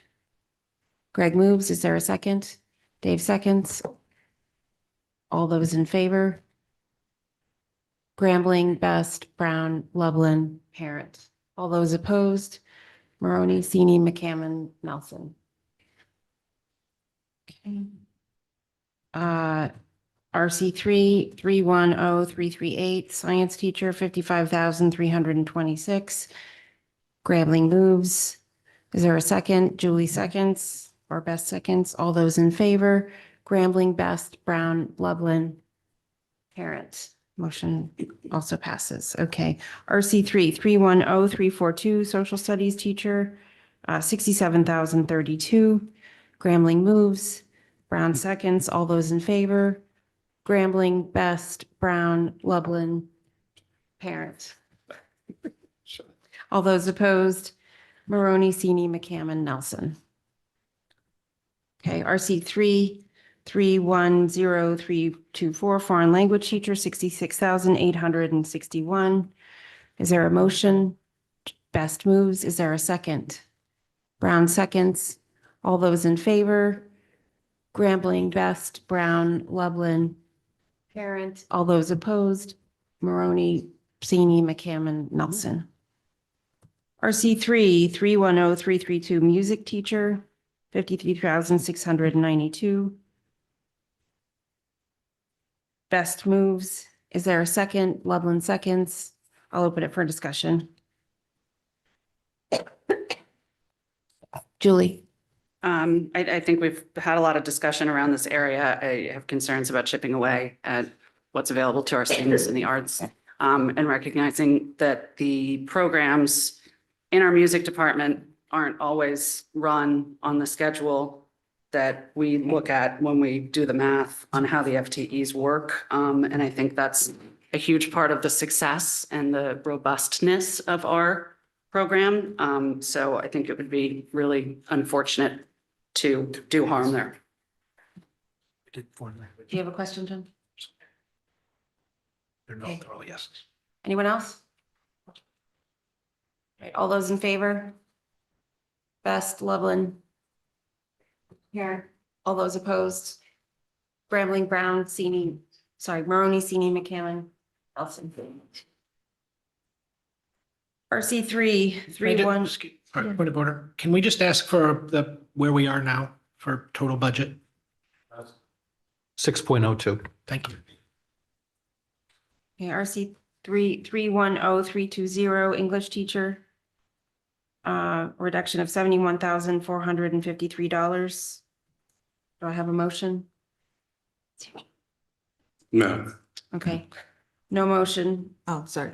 RC 310-330, math teacher, $75,807. Do I have a motion? No motion. RC elementary, 21605, teacher aides, reduction, an increase of $434,850. Do I have a motion? Brown moves. Do I have a second? Lublin seconds. I'll open it for discussion. Katie. Thank you. I just want to point out, I want to point out the cost value analysis on this position. We've talked in the past about how incredibly hardworking this position is. Like all of our student facing positions, like everyone in the district, I appreciate them all. For the value that we are getting for the line item cost on this budget, like cannot be replicated for the impact that it has to students in the classroom, for the impact that it has to the lead classroom teachers in the room, for the impact that it has on the culture of the school. There's no other way that we can realize value at this low of a cost.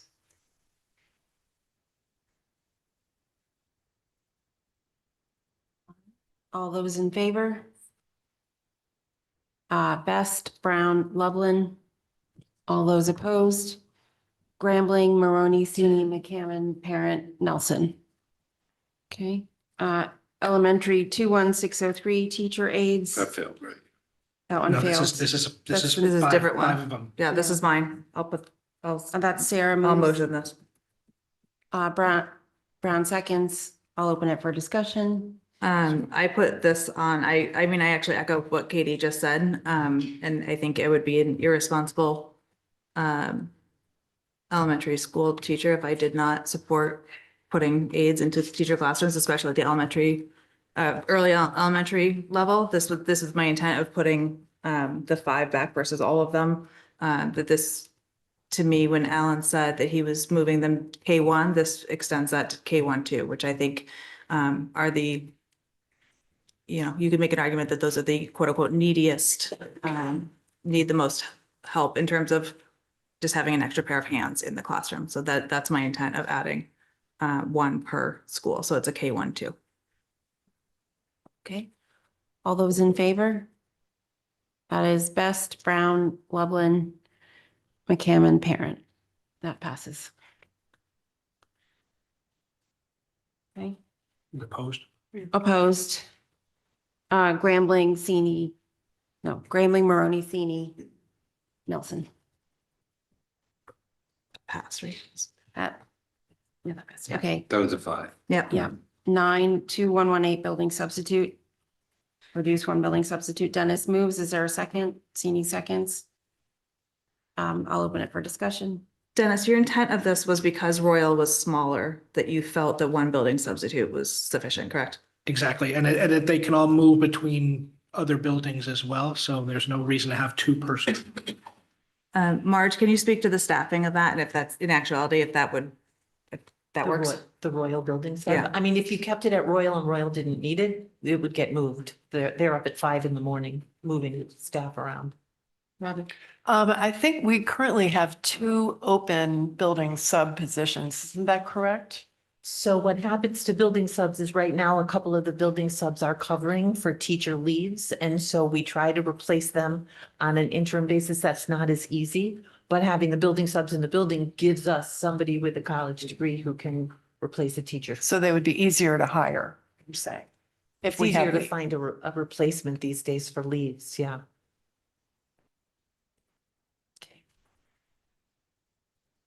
All right. All those in favor?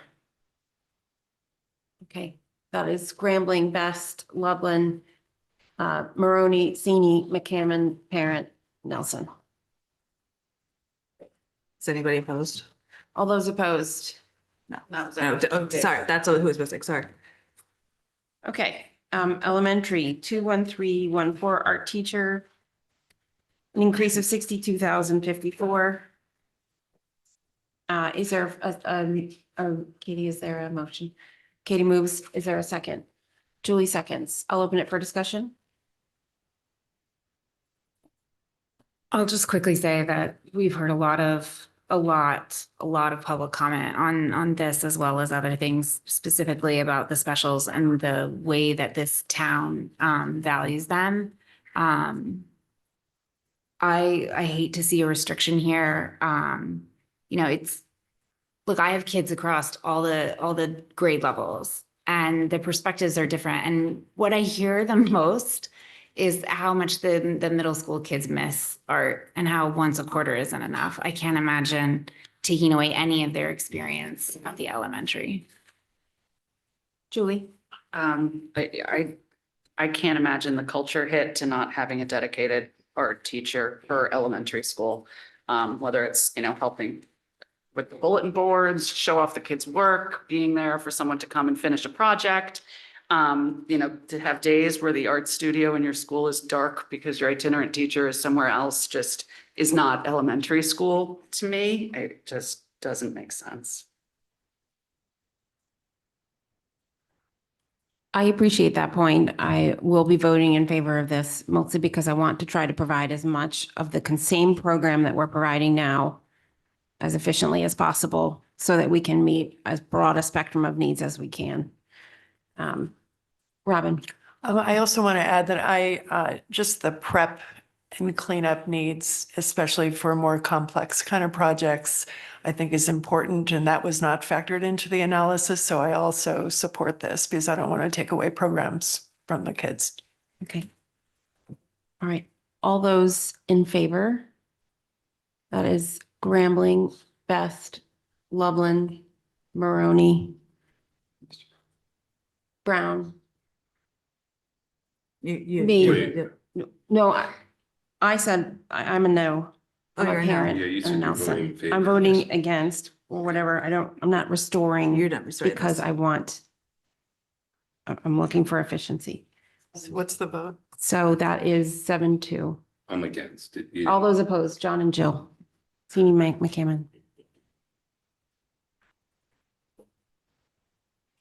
Okay, 21301 PE teacher.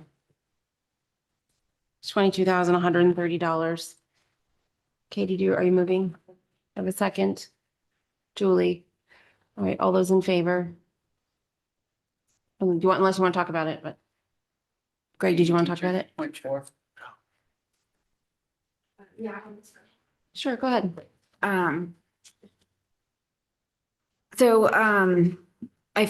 My comments, I echo the same thing on music that I do about art. I think we have a robust program and it's a source of pride. I do not want to see it be diminished. Additionally, I would add that the scheduling of music classes, anybody who's been paying attention has probably learned. I think we're on. This is PE. What are we on? This is PE. PE. Where did it go? We're at the very bottom. of the page. All right, I'll just shift. I just want to remind the board then about the emails that we received and the comments that we've received about adaptive PE specifically, and how truly important that component is to specials so that all children can participate in a mandatory component of their education. Shirley, does this reduce adaptive PE? No, it does not, Okay. in any of the buildings. Okay. All right. All, Sorry, with all due respect, I do just want to make it clear that my point was to remind the board of the email that we received. okay, thank you. All those in favor? Okay. Grambling, Best, Loveland, Maroney. Okay, all those opposed? Brown, Sini, McCammon, Parent, Nelson. So fail. Motion fails. Music teachers, 21313.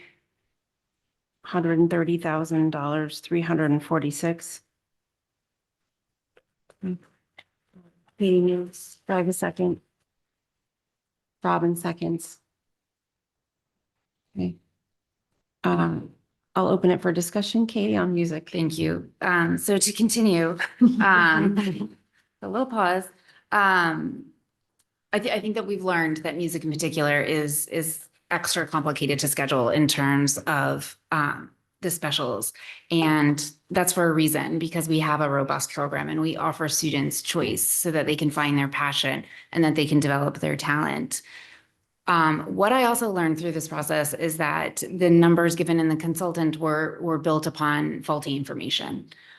So I don't like this for any of the reasons, but I'm especially wary of these numbers. We've heard again and again and again how important this is to our community. And we've heard multiple times from music teachers as well that this just is not going to work. Just the national number, just for correction, and then some of the national numbers, there were modifications to, and the consultant ended up with the correct numbers that were verified by the department chair. Robin. I want to comment. I mean, first, I played violin from 6th through 12th grade. Music was a big part of my life, and I value that experience. I also know how difficult it is going through that to learn that instrument, especially at an elementary level. And I think that given the analysis, and I did look at it very closely, the teachers currently are very close to at capacity. And I'm concerned that even though it could potentially work, I'm worried about the extra before and after school rehearsals, the sizes of the groups, and how that could impact it, because it's more complex, because it's strings, it's band, it's chorus, and the allocations between all of the different schools, I think adds additional complexity with travel time. So I support adding this back. Julie. Thanks. I'll just add again that I will support this. I'm concerned about the feasibility of maintaining the program if we lose these resources. I'm also concerned about the message it sends that we will cut the arts and we won't cut other things. So I think it's important that we continue to fund our programs. So I am also going to support this cut, but again, with the caveat that as I feel with art and with other specials, I do think these are critical pieces of the elementary school day. I am willing to move forward with the idea that there is capacity there and that we can maintain the same program. If we cannot, I think it's very critical that the board hear about it immediately. But the research at this point shows capacity. All those in favor? Greg, Julie, Katie, Dave, Robin, Sarah. Dennis, not Dave. Dennis, oh, excuse me. Dennis, not Dave. Thank you. All those opposed? All those opposed? Not opposed. Yeah, Dave, John, Jill.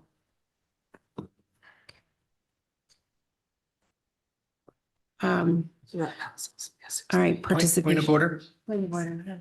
Is it possible to move the next two items to the last two items? The participation fees? Yes.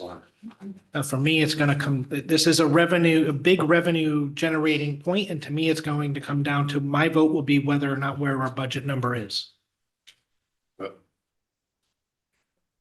So we do have people working to a number. I'm not working to a number, it's That's just. the case. All right, we can leave it where it is, but go ahead. I agree that that's challenging, but I came in here prepared to deal with the challenges of the order of this That's fair, document. so- that's fine, then we do it that way. Do I have a motion for 11 new account participation fees, 300,000, sorry, I cannot speak at this point, $326,600. Steenie moves. Second? There's no second. RC 11, new account participation fees, $972,864. Do I have a motion? There is no motion. RC 11, 102013 gate receipts, increasing by 17,500. Turkey Bowl tickets to $15. Robin moves. Do I have a second? Second. Dennis. Okay, any discussion? Yes, Katie? Thank you. Rich, can you just remind us again, the starting point? $10. All those in favor? Turkey Bowl tickets, increasing the price to 15. Grambling, Best, Lublin, Maroney, Sini, McCammon, and Nelson. RC 11, 102001 interscholastics, a reduction by 100,000 or 99,260. So moved. Okay, is there a second? Katie? All right, open it for discussion. So in the past number of years, we've been at 236, 298, 318, 250. This year we have budgeted 260 and we're going up to 381. I think we can manage to go back to the roughly 281. Okay. And I Anyone will, else? I just will reiterate my point that I said earlier in this process that a lot of academic and core things are being touched here. I think athletics continues to grow and they need to feel hit a little bit too. Okay, all those, oh, sorry, Katie, go ahead. I just would like a bit of clarification regarding the next proposal. Rich, if you could speak a little bit about how this one has, I understand the difference between the dollar amount and the percentage. What I'm asking about is the breakout. The next one talks, like it specifically cuts intramurals, and my recollection was that that was not proposed by the, is there a problem? My recollection that that was not specific to the proposal of the board member. So my question for you about the one that we are on is, would that potentially cut intramurals? How is it different? So the one that you're on is only cutting uniforms. So you would not be following the uniform replacement cycle, and those uniforms would then have to go in your fiscal year 26 budget, and you would have to hope the uniforms make it another year. The one below it is a 10% reduction to the total athletic budget. So there's only so many ways you can make that happen, which is why intramurals is on the list. So, okay, so thank you. So the current proposal is essentially just delaying a uniform replacement. Thank you. All those in, yeah, Julie? Sorry, one more question. And is that because there was no other place to find any dollars for that in that line item? So unless you're cutting staff, there is none. So Okay. the buses cost what the buses cost. So unless you're cutting a team, you can't cut the bus line item. And unless the only other alternative is to further reduce supervision at games. Okay. Other than that, you have no other option. Okay. All those in favor? That is Grambling, Best, Lublin, Maroney, Sini, McCammon, Parent, Nelson. Okay. RC Opposed. All those opposed? Brown. You're abstaining? Abstaining. Okay, thank you for clarifying. Okay, RC 11-101008. Intramurals, 10,329. Is there a move? Is there a motion? Yes, Dave. These are, so you want to move all of them? So I would just say that the 102 that's in that block is really encompassed by the 99 that you just cut. Yeah. So if you were to take the block, it's really intramurals plus the official. Yeah, I'm not moving for, I don't think, This- I don't think she's moving it. yeah, I didn't want to go line by line. If there was Okay, gonna well, be- if it's not moved, we don't have to worry. So about it. you're not moving, you're not making the motion for this? Okay. Okay, all right. RC 12-62003 snow removal. Is there a Best? A second, what's his name? Maroney. Any discussion? Julie? I'll chime in. You knew I was going to. So I know this is the tuba of the last two budgets. But just to be clear, we did have some discussion. There was a moment where the snow blower at Ox Ridge had been put on the cut list. We did pull it. Rich explained to us how much time and how many man hours it takes to clear the snow at Ox, and having that snow blower will make a huge difference there. Ox being the most expensive with the most. Sold. Pardon? Sold. It's pulled, I know. Sold, So- sold. Oh, okay. It didn't go through last year, so I feel like I gotta give it real full effort. Which my last 2 points were, I'm not saying it will never snow, but I don't think we need to budget 12 times what we spent last year or more than $20,000 more than we've spent since 2020, 2021. Thank you, I'm done. Okay. Did you have a comment? I have a question. Where are we this year? So Yeah. excluding the last snowstorm, you're at about $19,000. Okay, thank you. Okay, all those in favor? That's unanimous. RC 12-102008 building rentals. Increasing by 7,812. Robin moves. Is there a second? Dennis seconds. Is there a discussion? All those in favor? Wait, which one was this? Just the same Auditorium. clarifying question. Auditorium. Can we just talk about, can you just remind us the current? I believe it's 160, so it is a significant increase.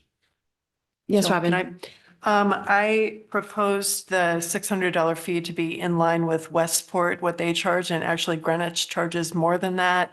In addition, all of the renovations and the new LED wall that will be going into the auditorium are a lot of things that other districts around our area do not even have. So I thought that this was appropriate. Thank you. Yes, Katie. Thank you. One more follow-up question. I understand that Westport has a significantly higher enrollment than we do. Rich, do you know if their auditorium also has greater capacity? I do not know. I know they have about 1,000 more students than us, but I don't know the capacity of. Thank you. All those in favor? Grambling, Best, Maroney, Sini, McCammon, Parent, Nelson. Opposed? Opposed. Lublin, abstaining, Brown.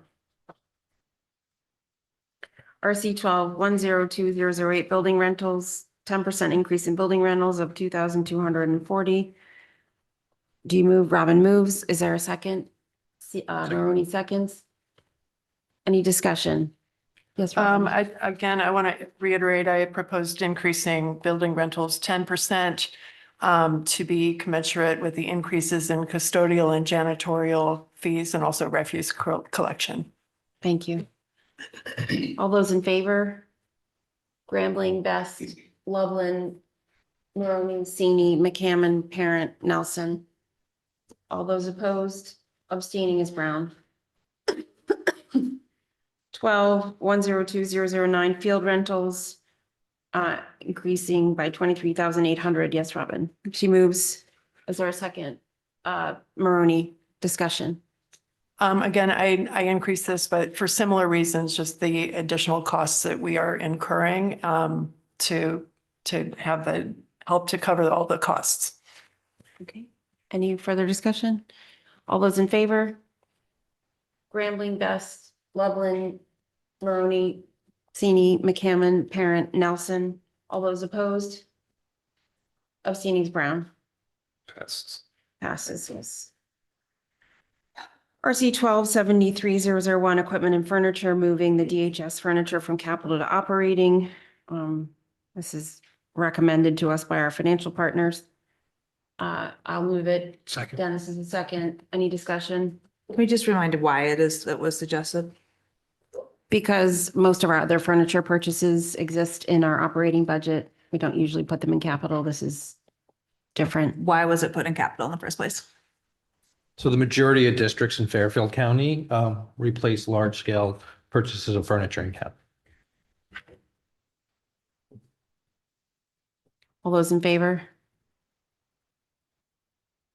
Best, Brown, Sini, McCammon, Nelson, and Grambling.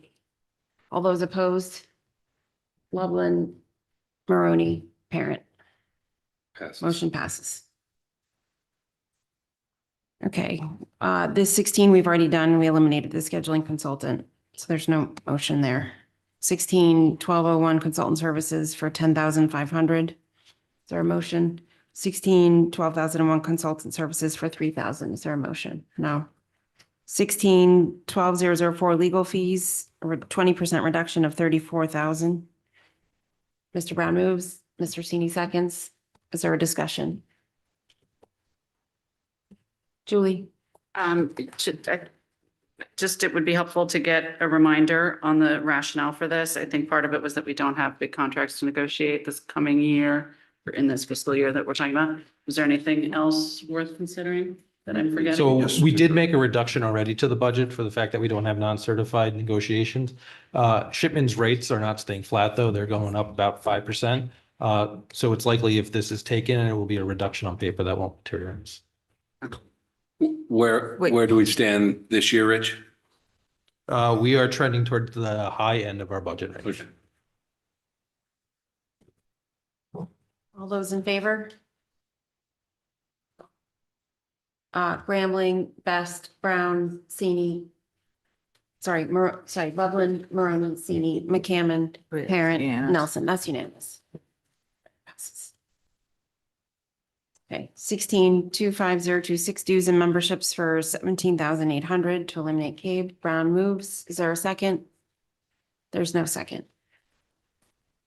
16-25026 dues and memberships, 5,200. That one cannot be moved. It's contractual. Okay, 19-25003 professional development, 145,390. Is there a motion? There is not. 19-21312 curriculum development, elimination of 154,025. There's no motion. 19-21201 director of mental health. Is there a motion? I think there's. You missed Yes, one. ma'am. All right, sorry, 25-2026, right? Okay, yep. 19-25226, 8,707. Is there a motion? There is not. 19-21201 director of mental health, reduction of 162,000. Is there a motion? There is not. 19-21201 director of elementary education, 211405. Is there a motion? There is a motion. Is there a second? There is not. 19-25003 professional development, a 10% reduction of 14,539. Julie moves. Is there a second? Dave seconds. I'll open it for discussion. What does this actually mean, Amy? Sorry. The board did ask for a list of what would be my recommendation considering a 10% reduction. And what I did was select from different areas, just partial reductions so that we could still move forward with all of the initiatives as planned. We just wouldn't be able to do them exactly the same way that they've historically been done. So for example, restorative practices, which Mrs. Bess had asked about, that would still happen. It's something that we're obligated to do per the recent legislation. But we would not proceed in the same manner as previous administration had brought in consultants for that. Okay, all those in favor? Sorry, go ahead, Katie. Amy, would this also, do you see that this would reduce the pullout time that teachers are experiencing from their classroom? No, a 10% reduction is not necessarily going to reduce the pullout time. Most of the professional learning that happens is happening outside of the contractual school day anyway. So we hear that teachers are being pulled out for professional development quite a bit, and they have to have substitutes and there's coverage. And so what would help address that issue? Well, many districts in our area have scheduled early release days or late arrival days, and that would be a significant support for professional learning. Thank you.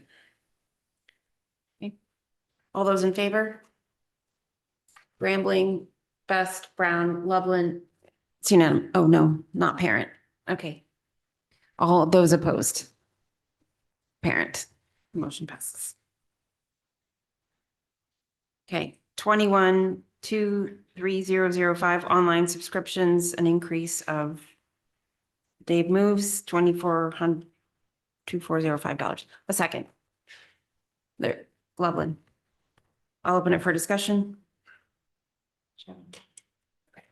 Can we just have a little bit of color on the way that this is worded? Is that it's a restoration of subscriptions? So can we have a little color as to what was cut and why? What was cut was funds that were not being used. So that came directly from the staff? Correct. That said we no longer need this? Correct. And I'm sorry, I just. Sorry, talk over. It's March. So Rich, I just wanted to check then. So this isn't that the whole line item was eliminated. It was a portion that was eliminated. It was just a Okay, thank portion. you. Okay, all those in favor? Brown. All those opposed? Grambling, Best, Loveland, Maroney, Sini, McCammon, Parent, Nelson. 26-143-003 ELP tuition. Increasing, well, can we do this one since we already changed it to a 4 or 5 day? So this defaults to a no because you already voted for the other. 27-21602 campus monitor, restoring one at 38,855. Dave moves. Is there a second? Katie seconds. I'll open it for discussion. Excuse me. All those in favor? Brown, Loveland. All those opposed? Grambling, Best, Maroney, Sini, McCammon, Parent, Nelson. Okay. Need to look at the capital. Do We have to pass the operating budget first, right? you want to make the adjustments off the? Sorry, Jeff. So I just wanted to make one comment before we moved away from it, but with the ELP, because these are spaced so far apart and that wasn't part of the discussion, for the future, it would be helpful to say that there are competing things that would negate them. I just don't feel like we had the same discussion that I would have liked to have if we were taking, Together. yes. Okay. Point taken. So the total changes from the superintendent's proposed budget is $6,684, which leaves a budget of $121,522,322, or 6.18%. In clarification, what is going to be the special appropriation request for the buses? $850,000. 121, 522, 322. 6.18. All right. I'm gonna go line by line just to adjust the capital budget, and then we'll vote on operating and non-capital. Okay. A motion to reduce the BOE windows by 51,500. Do I have? No. I'll move it. Okay. Do I have a second? Dave? All right. Does anybody want to talk about it? It's just a delay of the capital replacement of the windows. It can go another year, right? We were told. Okay. All those in favor? Okay, that's unanimous. EHS furniture. Just furniture, we've already moved. And the 7th Suburban and the wheelchair van, we've already moved or no? In the earlier? No. So assuming you No. vote for the appropriation. Yeah, but we have to actually move. So do we have to move these? So we have to actually vote to take these out of the capital budget. Mhm. Okay, so to reduce the 7th Suburban by 62,000. I'll move. Do I have a second? Julie seconds. All those in favor? That's unanimous. And then the wheelchair van for 88,000, I'll taking out of the capital budget so we can seek a special appropriation. I'll move. Do I have a second? Greg seconds. All those in favor? That's unanimous. Okay, what is the operating budget? Excuse me, what's capital budget? So 351,500 was removed, so the capital budget's 1,474,900. Okay.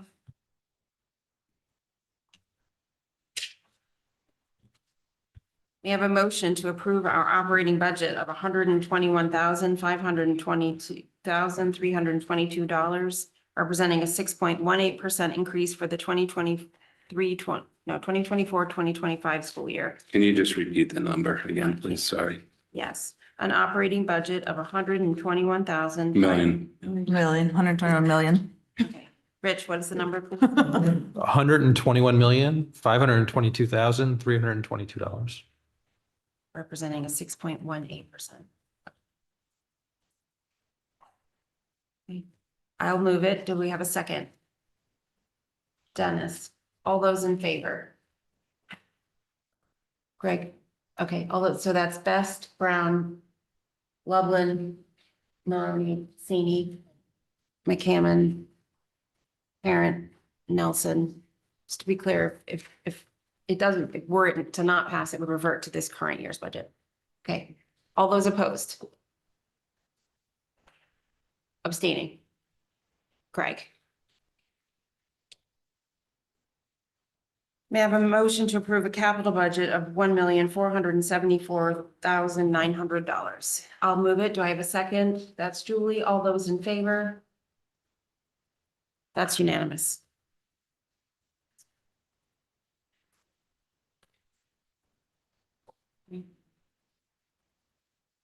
Thank you all. Discussion and possible action to request a capital appropriation from the Board of Finance in the amount of $850,000 to fund 9 student transportation vehicles. Dr. Bradley and Rich. So this addresses what we just discussed in terms of providing the transportation for special education. And that's the 800,000 appropriation. Okay, are there any questions? So Rich, would you just walk us through the process one more time, please? So since the board voted to take the operating reduction, we will need these 9 vehicles to actually be able to implement it. So the Board of Ed will have to request a special capital appropriation for $850,000. Assuming the Board of Ed votes to approve it, it would go to the Board of Finance for consideration. And then if the Board of Finance approves it, it would then go to the RTM for consideration and approval. Okay, so the plan would be that we will, on March 5th, bring forward the Board of Ed operating capital budgets, this request for an appropriate. The operating debt. Operating capital and Yeah. this request for a special appropriation. But Go ahead. I was just clarifying, but not the deficit for the current. Correct, just this appropriation. Correct. Okay. Are there any additional questions? All right. May I have a motion to approve the request of a capital appropriation in the amount of $850,000 to fund 9 student transportation vehicles?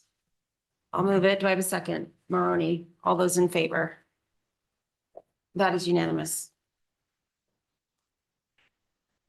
Okay. Discussion and possible action on proposed revisions to Board of Education policies 4430, sudden cardiac arrest awareness for intramural and scholastic athletics. 5275, policy regarding Title IX of Education Amendments of 1972, prohibition of sex discrimination and sexual harassment students. 5300, student use of the district's computer systems and internet safety. 9120, transaction of business. 9130, oath of office. 9150, qualifications of board members, and 9170, removal of board members. March. So most of the recommendations for changes to the policies are because of changes in the law or shipment updates.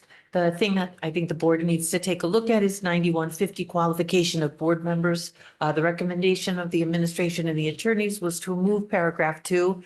But there were members of the policy committee who felt like it was a good statement to make. I did check with Jessica Smith of Shipman and Goodman. There's no problem having it in there. It's just not something that Shipman's a little more concrete.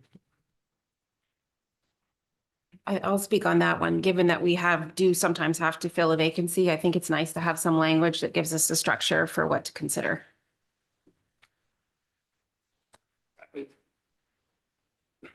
It's not enforceable. I agree. John? Yeah, I mean, it was very subjective and my kind of takeaway, I think, if I remember correctly from the committee meeting, it was too much fluff and not enough meat, but I'm not sure where we kind of had divided consensus, if I'm not mistaken. I think we wanted to bring it forward for the full board to have an opportunity to weigh in on it for sure. My feeling on it was it's kind of like material or language we might use to try to recruit someone to come if we're looking to fill a position on the board. Marketing materials more so than necessarily policy language. It would be hard to enforce and potentially could present an awkward opportunity to say that someone is not compliant with policy if they aren't, or I guess you could accuse someone of not embodying those characteristics. But again, it is nice language. I understand the spirit of it. So just I think does that represent the points of view? I think so. Pretty Fairly good, yeah. enough. Yeah, I mean, I think it's aspirational, but not necessarily enforceable. So when it comes back to the board for a second reading, board members need to decide whether or not they are interested in having language like this in the policy. Again, understanding it's not enforceable and it is more aspirational. But there are times when we do, not often, but do make selections. Okay. I would recommend that 9170 go back to policy committee because it refers to disciplinary action. And I think you're looking at disciplinary action and related policies. I just need to find what that is. We don't really have a lot of disciplinary action that we can do. Right, other than, can't come up with the word now. I can't. Censure. Thank you. That's the word, censure. Okay. That's fine. We can take another look at that. Okay. Right. Any other questions on this? Okay, this is a first read. It'll come back to the board again for approval, with the exception of 9170, which will go back to committee. Wait, maybe I'm a little confused. I thought we rejected the censure of board members, but we moved forward this for review in 9170. So I'm sorry, what's your question? We were talking, there are a couple of policies clustered together. Right. That refer to disciplinary action, and there's another one that talks about disciplinary action that you kept, so you can figure out what that means. I think it was To consider them together, is Yes. what you're saying, in Yes. conjunction. Okay, we can talk about it more. I'm I don't know still what confused. disciplinary but- action is.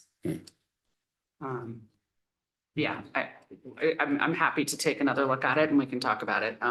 Sure. I'm gonna blame the late hour. Yeah. It's not That's why I'm totally at the confused tip of too. My tongue right now. It's all good. Definitely don't want to talk about discipline. Okay. All right, any other discussion on policy? Okay, further discussion and possible action on board master agenda for February 2024 through August 2024. Alan? So the updates have been noted. We address ELP 504, special education, vision of the graduate, either directly or indirectly here, or it's not in this time period. Anonymous alerts will be at the next board meeting. The strategic plan on the 13th. Added down on April, discussion possible action on increasing educator diversity plan. May 14th was update on bullying legislation and restorative justice practices. They were added. Discussion of 504 practices and procedures. Not on this, but I think should be on it, is May 28th, only because May 14th is heavy, is instructional technology. We said we would come back with instructional technology that will include discussion around cell phone use and screen time. So we said we would come back and do that. So that would be on May 28th. And I think those were the major changes or revisions from the last time. You asked Greg about Vision of a Graduate. There is a presentation. It's part of the strategic plan update. So following that, if there is something specific, let's get through that. Following that, if there's something more specific you want to pull out or you want a broader update, there's an opportunity to raise it at that time. Okay, that sounds good. And on the other one, Dr. Ali, you just mentioned in terms of cell phone use and screen time. Yes. I know that's been brought to our attention again. Yes. I can't remember who forwarded the email, Yes. but is that going to be focused on actual, I don't know if it's board policy or, district policy around cell phone utilization? And it's not just cell phones, it's device utilization in the schools. Is it going to be focused on that, or what should we expect there? Well, specifically the cell phone is around, would be looking at policies, practices, best procedures, recommended procedures, and the screen time would be around the use of guidelines, sort of a wee bit like, I guess if you talk about homework policies, like what's the homework policy time wise, so on and so forth. So if there's any guidelines around the use of screen time in the actual in the school. Okay. Yeah, I was just, my hope is that it does focus on what is the policy in the schools for whether kids can have devices, No, it is, phones, et yes. cetera. But it'll end up like sort of talking about policy. They have to kick it back to the policy committee. Yeah, so that was my question. Are you talking If the about, board was wanting to do that, yes. are you talking about like best practice within school? Or are you talking about the Board of Ed creating a policy around? Or are you talking about Yeah, both? Okay. I mean, I don't think there is a district policy at all. So Okay. whatever the right steps are to get to their main policy. Dave? The strat plan, the scope of that is just going to be current progress on existing? The one for March, yes. Yeah, perfect. Yes. But there was still an ask out for later this year. Yes. Awesome, thank you. In fact, we have that identified. Board goals, objectives, that's June.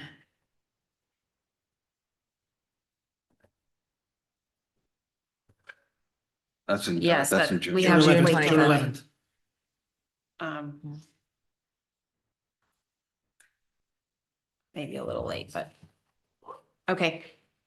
This is a second read, correct? Yes. Okay. So we vote on this and I'd say as amended with the Allen's edition in May. Okay, do I have a motion? John moves. Do I have a second?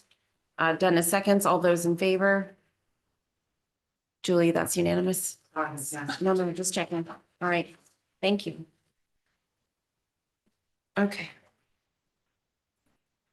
Personnel report, Marge? So as you can see, we filled the special education teacher at the high school. This was again, someone who left in the fall, and that's how long it's taken us. But I would like to thank the teachers who've been covering and doing overages since that time. Thank you. Public comment. Yes, Katie. March, I know that it says TBD. Do you have any indication of if it will happen this year? So 30 days is the contract, but she has to give notice, and so we're just waiting for an exact date. Thank you. Public comment?